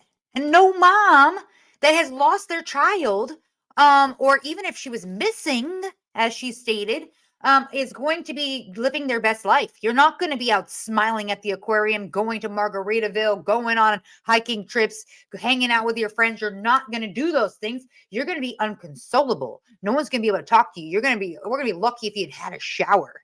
Did you eat? Probably not for 4 days. Like that is what a mother would do. Don't sit here and be like, don't tell people how not to grieve. Yes, we don't have to tell people how they can grieve, and everybody does things differently, but they're not doing that. They're not doing any of those things. I'll tell you that for sure. And Dang. if she was such a good mother and she woke up to her baby not breathing, a good mother would have immediately called Call 911. 911. And I Mhm. would not have given a shit about what the dude had to say if dude was there. Mhm. Because it's like, I'm going to get in, I don't care who's going to get in trouble. We need to try and save my baby's life. Yeah, no, that whole thing didn't happen. None of that happened. That's the None of it problem. happened. Yeah. Because no, anybody is going to call the police. If you think that you rolled on her and she's not breathing, and if you, for any moment, if you think your kid is not breathing, you're calling 911. Like that's it. Like you're definitely, especially if she's not responsive. Remember when she had that interview and she's sitting there in the interview? I'm not even going to play the interviews because like that is crazy. They But just make me eat. yeah, Yeah. they make this made me sick. But she literally is sitting there saying that like she picked her up and she wasn't breathing. Her eyes were open, but there was no bloodshot in her eyes. Remember now, 4 different types of suffocation there. There's no bloodshot. Her eyes are wide open, and she's like, nope, I could tell she was gone. Like if her eyes are open and she's not like so you didn't try. Yeah, I tried doing CPR. No, then you call 911. If she's not got bloodshot in her eyes and her eyes are open, and you're thinking that like she's passing, why wouldn't you call right then? Like that didn't make any sort of sense to me, how she was like describing that. And it's like, I think some of that was true because there are, it could be trauma, and especially in trauma with the eyes open, but there would be discoloration to the eyes. Especially if she woke up and that's how she looked and she wasn't moving and breathing, yeah, she would definitely have more going on. Right. I was just like, why is she going into such descriptive detail here? And then just being like, yeah, I knew at that moment she was going. Wait, she was going, so you didn't call 911, or she was gone? That was the whole point of like they were asking her all these questions so she could keep fumbling, because she would try to fill in and they're like, wait a second here, but you said over here. And so every time she kept getting caught on her own lies because she just had so many lies that they were getting entangled with each other because she just telling all these different people different portions of lies. And you know what? I'm going to come clean, guys. My mother has her. Like, Yeah. yeah, no, like at this point where I think everybody was so fed up, because you literally, if it was an accident, you would have called. You would have been like, you still would have been fighting for yourself over here, but it would have been a lot better. I bet you wouldn't be facing the life in prison because you did the right thing, and you called and you said you noticed that she was unresponsive and immediately called 911. The That's fact that right. you hit her and you put her in a trash can now says that's out the window. There's no accidental there, you know. That's right. They could have, at worst, if it was an accident, as she said, involuntary manslaughter with child abuse and child neglect. And she probably could have walked away after 5 years. Yep. But then she wanted to keep digging herself a bigger hole and then throwing other people into it. So everybody else that's the thing is I'm really big on this accountability, man. Accountability. Take Yep. some ownership. If she would have at least like, okay, guys, you know what? I freaked out. This is what happened. I was very selfish, you know, even just taking the ownership. I think that, okay, it's not going to make anything better. Obviously, it's not bringing her daughter back. However, it's different in the jury's eyes of, okay, she's actually finally admitting to the truth instead of pointing fingers at everybody else and like trying to keep herself of like, it's everybody else's problem. It's not mine. Exactly. I'm a great mom. I'm a great person. Ask my friends. Ask the people that know me. They know that I'm a great mom. But then you're spending all that time trying to convince people that you're a great mom. But in all reality, you didn't give a shit until like, okay, maybe in the beginning. However, towards the end, no, that's not a great mom. A great mom would have definitely done the best, and they wouldn't have put the kid in a trash can. So, Amen. We hate you, good sir. I mean, I feel like I hate a lot of defensive. This one right here, I'm like, if I saw you down the street, I'd probably punch you in the face. That's yes. Yes. She's not out there living in that single wide trailer. That's not her life. She's not been raised by drug addict parents. A dad that beats on her mom constantly. Who provided She's seen a that full growing up. car paid off and a place to She's live. not seen that. She can't put herself in her shoes. It's not fair to say she murdered her child because she didn't grieve right. I resent it. You should too. You should look to the evidence in this case. All of which you never provided Do they for prove any the of them. cause of death? So, way That's to the go. stopping point on the homicide counts. Yep. They can't do it. They brought two medical examiners in here who contradicted each other. They The did first not. one at least They had read actually her helped medical each other. records. They set The each other second up one like a talks little about volley. how she is Right. perfectly a healthy child. She ignored everything in her medical records. She didn't talk about it. It was obvious to me. Should have been obvious to you. She hadn't read them. She didn't care. It was her job to come here and convict Megan Boswell of murder. If you don't believe that, why would she leave here and say, well, she must have been murdered some other way? Which was thrown She was out, a good biased sir. witness, and That she was wasn't thrown a out, credible and here you witness. are using it in your closing. Yep.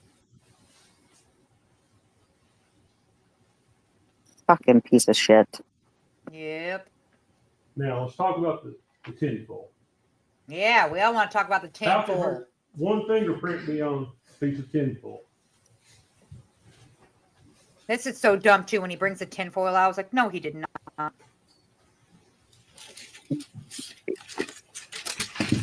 You all see this roll? Maybe like this.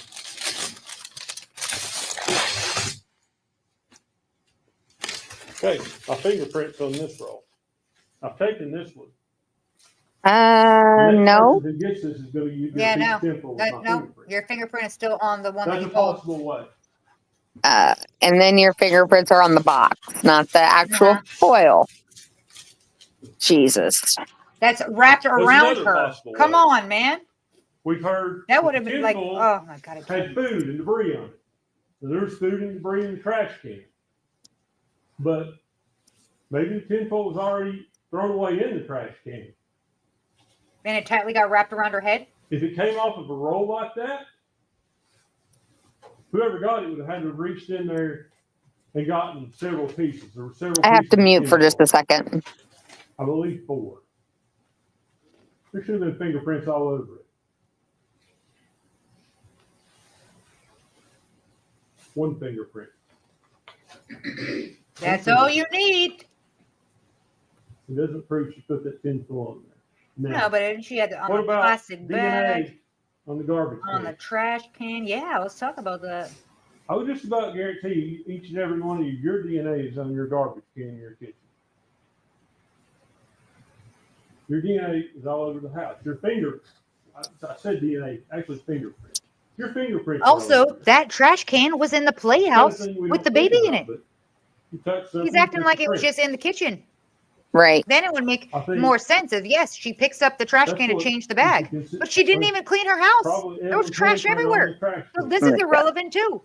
At some point, I think in opening, I mentioned to you an unidentified palm print on the trash can. Well, I didn't know at the time it was a child's because it wasn't in the fingerprint analysis report. It's not unbelievable that it's the child's. Now, Ms. Maxengill made a statement. I was a little perplexed with it. The state wants you, or the defense wants you to believe that wearing gloves prevents putting fingerprints on something. You heard the fingerprint experts say they can. I think we all know that from our common sense stuff. If you cover the fingerprint up, you're not going to leave it on something. Now, let's go back to the statement with Agent Fraley. February the 25th. She's talked to law enforcement over and over.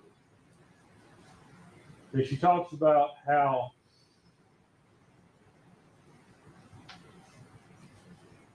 she breaks down. She breaks. It's the breaking point. She admits she's dead. And she's telling them the truth. How do you know she's telling them the truth? Because if she's still trying to lie to them, if she's still trying to confuse them, she wouldn't have said, I don't know where the baby is. It could be at Hunter's, it could be at Tommy's. Why would you say, if you're trying to lie to them, perpetuate this lie like Miss Maxengill tells you, that the baby could be at Tommy's? How would you do that? Ask yourself that question. She's telling them where the baby is. She thinks, I think it could have been left one of these two places because I want to find it. And you'll have that video. You can watch it as many times as you want to. I hope you will watch it again. You hear Agent Fraley talk about how he'll go to the DA. She's a scared young mother. He understands that. Now,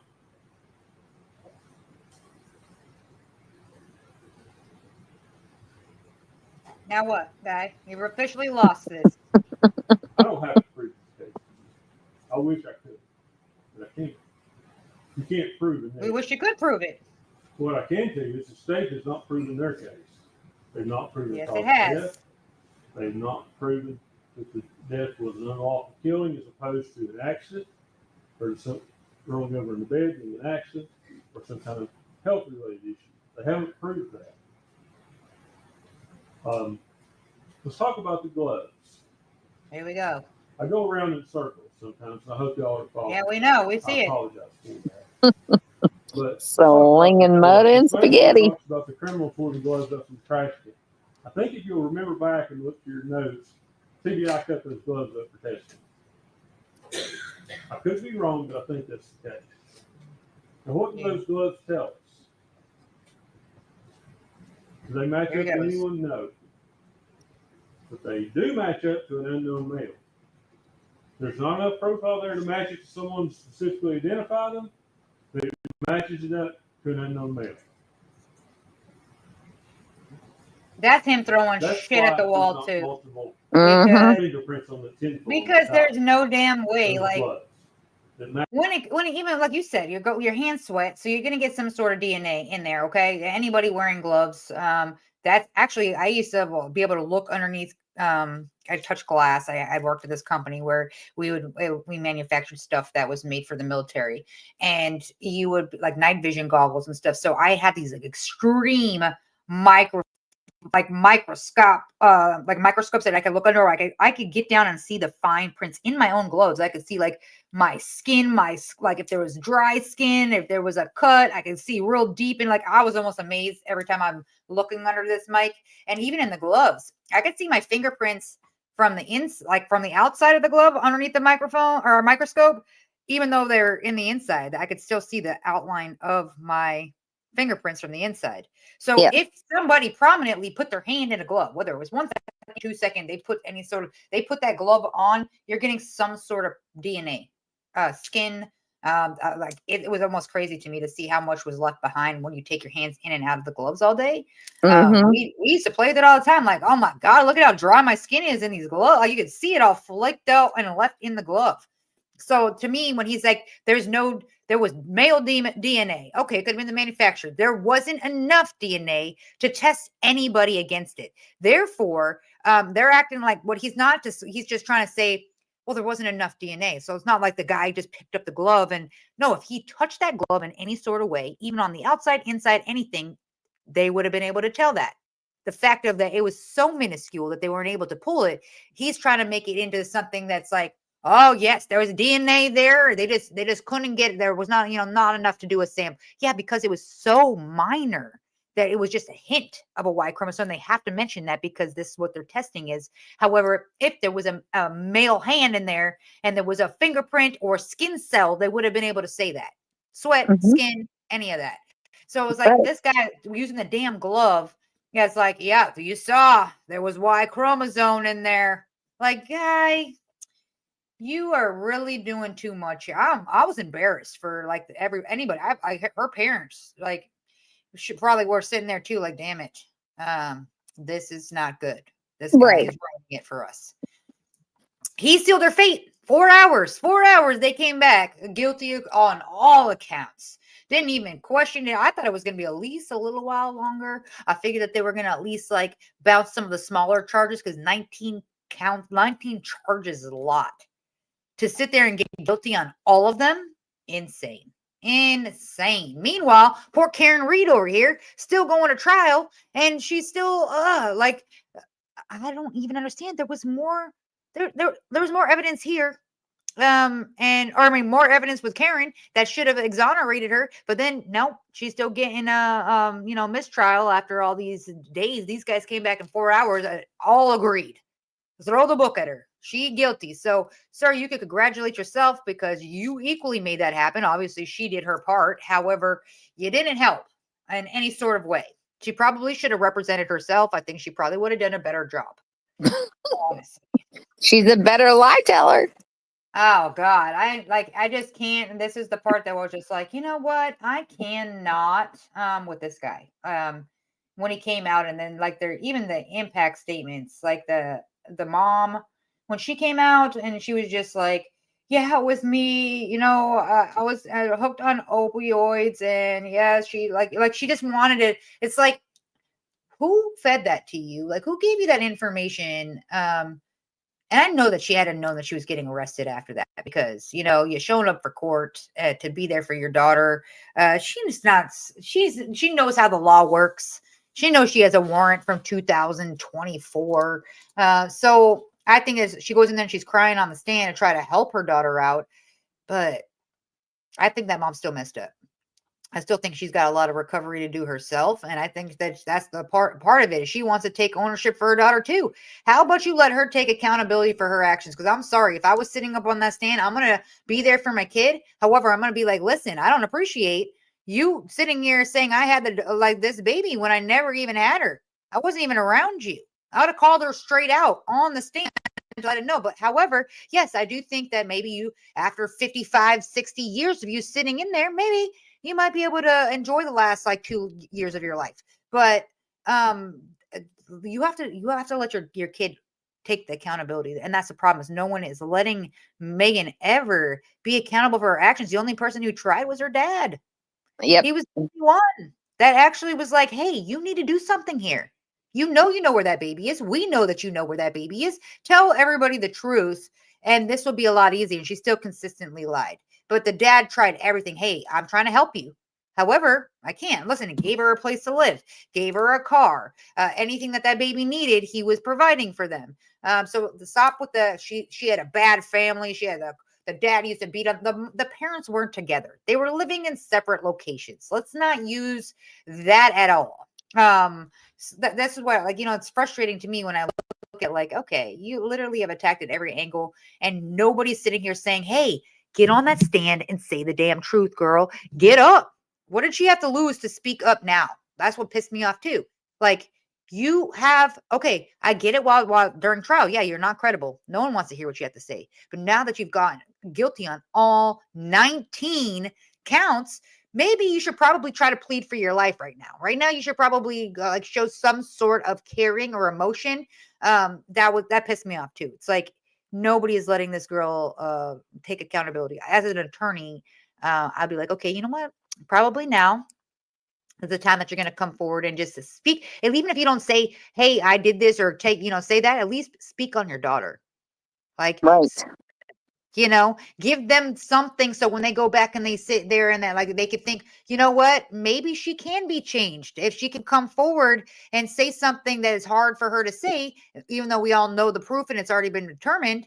Obviously enough where 12 people convicted her of it. Say something.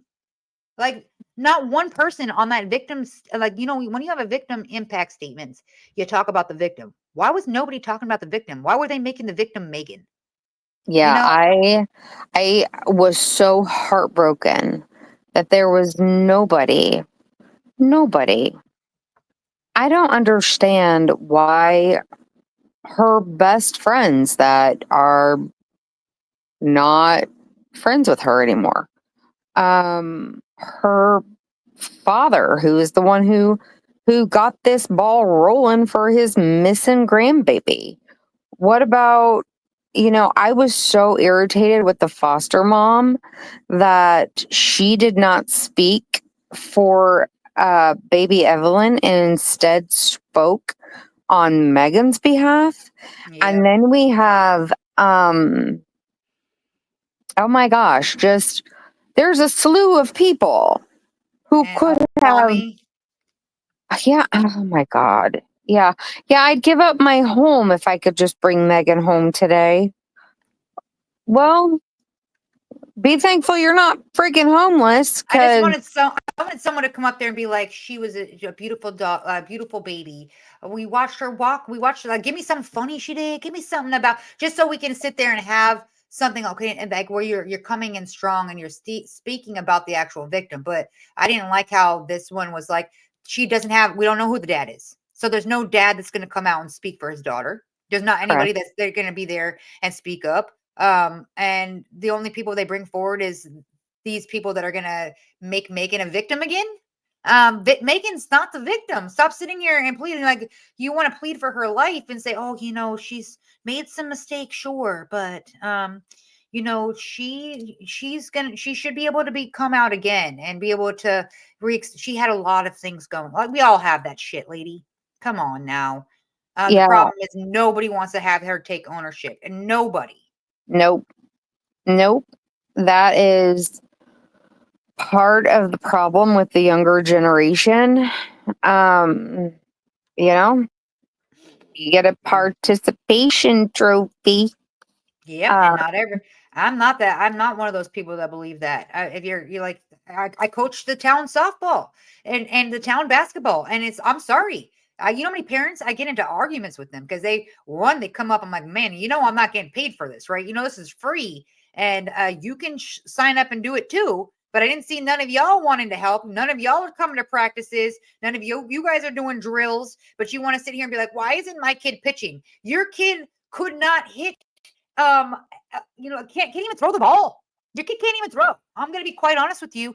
If you want your kid to do these things, then you got to get out there and you got to work with them and you got to work on that. You don't just get to be this because you paid to join the town sports that your kid gets to be whatever position they want. That's not how it works. This isn't like, it's like not, I want them, even when I'm doing, I'm like, then go find another coach. Cause I'm going to tell you right now, I am not teaching these kids that. I'm teaching them if they want something, they're going to work hard. And if you're the best player on the team, but you have a shitty attitude, you ain't going to be playing either. I'm sorry, but you got to teach these kids that not everybody's a winner. You have to earn and be a winner. You have to show that. And you have to be, hey, I'm going to guide everybody else. I'm going to encourage others. I'm going to be a positive role model. There's a lot of things that are involved. And people don't look at that. They're just like, nope, my kid is here. So even though she can't do anything at all, she can't run, she can't throw, she can't hit. But I want her to be starting today. I want her number 1 on the roster. It's like, what? They would literally go down and tell like the town people, like, I had to ask her 3 times. She's never once put my kid first on the top lineup. I'm like, I move your kid around. However, I wish in my brain I could take your kid off the roster altogether, but I have no choice about it, Right. But I'm not going to do that. I'm not going to sit here and be like, everybody gets a trophy. No, I'm going to reward people based on who worked the hardest, who's encouraging the most people. Like, yes, maybe not everybody's perfect at something, but if they're willing to give their best effort, not attitude, and show and be there for people, then I'm going to give them the recognition. And people need to stop raising these kids that way, to be entitled, to feel like, oh, yep, things happen. So it was just an accident. Now it's fine though. Everything's good. I just was going through some stuff. No, you don't get to take stuff like this back. This poor No. baby is never going to get another chance at life again. And then when you think about it, like, she'd been like almost 6 years old right now. Like, Yeah. Yeah. She'll be 7 in November. She would be. see, that just makes my stomach so sick. And it's like, it's why this little baby, and this happens all over the world. It's not like it's just, like a thing, just this one mom. It's constantly, you turn on if somebody's hurt their child or put their child in danger or allowed someone to be around their kid that caused danger for them to happen. And then they want to be like, well, I didn't know, like, this is your job. This is your Yeah. job to know. Yeah. There was somebody, I don't know what country they're from, but they had made a comment and was like, And what is Grizzlies? yes. Yeah. Okay. And they had said something to the effect, what is going on in the US that they We are all just want to know. hurting that they're doing this to their babies, to their children. What's going on over there? And I'm like, because we don't pay, I don't know. There's We no all want to know. excuse.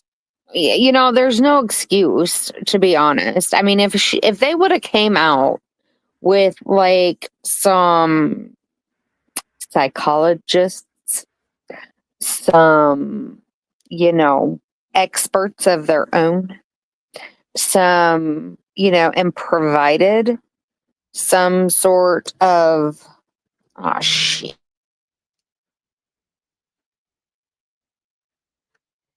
Are you there? I think she just disappeared. Probably has a call or something. But no, I agree. They definitely, this US seems to be the really top of doing these kind of things and disposing. I don't know, maybe we just pay more attention to it or we draw attention to it. I don't know. I can't speak for other countries, but I just know that it seems to be everyday regular thing around here where you turn on the news and you hear or see something where you're like, but why? And it's always like insane, bizarre, crazy, where you're like, no.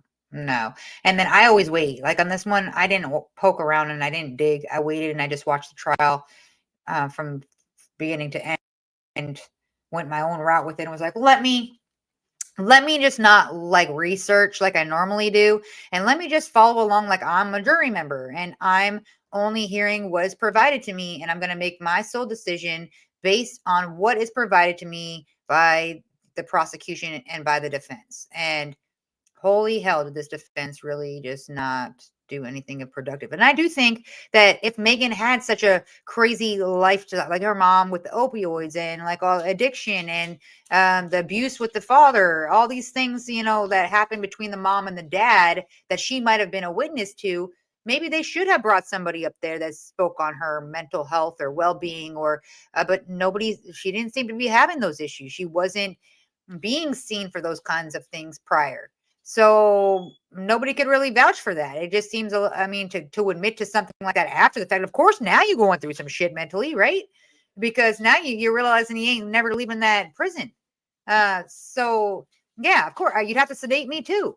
But like, was she not, like, that's the thing, is like, it wasn't that severe to where they had to put her into some sort of counseling or anything prior. She didn't have a history of having mental illness, nor did people in her family. They had narcotic addictions and alcoholism. And that's just I feel like that's like a common household thing in the US. You know, I don't know. Maybe it's just from what I've been around, but a majority of the people that I talk to. However, it's not an excuse to unalive your child. So, anyways, I've been up here with you guys for 3 hours and 40 minutes, and I'm now going to switch over to the TikTok for a little bit because I haven't been there either. And I want to say hi to all my peoples. I just wanted to come on YouTube because it's a little bit, I wanted to kind of touch about what was going on today. It was bizarre. The court process has been bizarre the whole time, especially towards the end when the cameraman got arrested. That was crazy. I'd never seen that happen before, but yeah, first time for everything. So there was that. And then the mom, gets arrested there. So maybe she'll get to spend some alone time with her daughter. Maybe because they're locked up at the same location, they'll actually get to have that. I mean, obviously after the sentencing, I'm sure she's put on some sort of watch just to make sure she's good. And then maybe her mom will get an opportunity to speak with her. I don't know how that works down there in Tennessee, but it doesn't seem like anybody wants to have this girl take accountability, which is, you're never going to grow in life. You're never going to be able to, like, I don't even want her out ever if she can't take ownership of what she's done and own up to it, because it was very clear. But I thank all of you guys, all 4 of y'all that are in here right now. I thank you guys for rocking with me. And until next time, we definitely got some things coming up here. I'll keep you guys posted as we go, but always feel free to email me. It's CoralynDexter@gmail.com. You can email me if you need to get a hold of me, or I'll catch you on the flip side. But I hope you guys have a fantastic rest of your night. If you're bored, go holler at me on the old TikTok. Have a good night, y'all.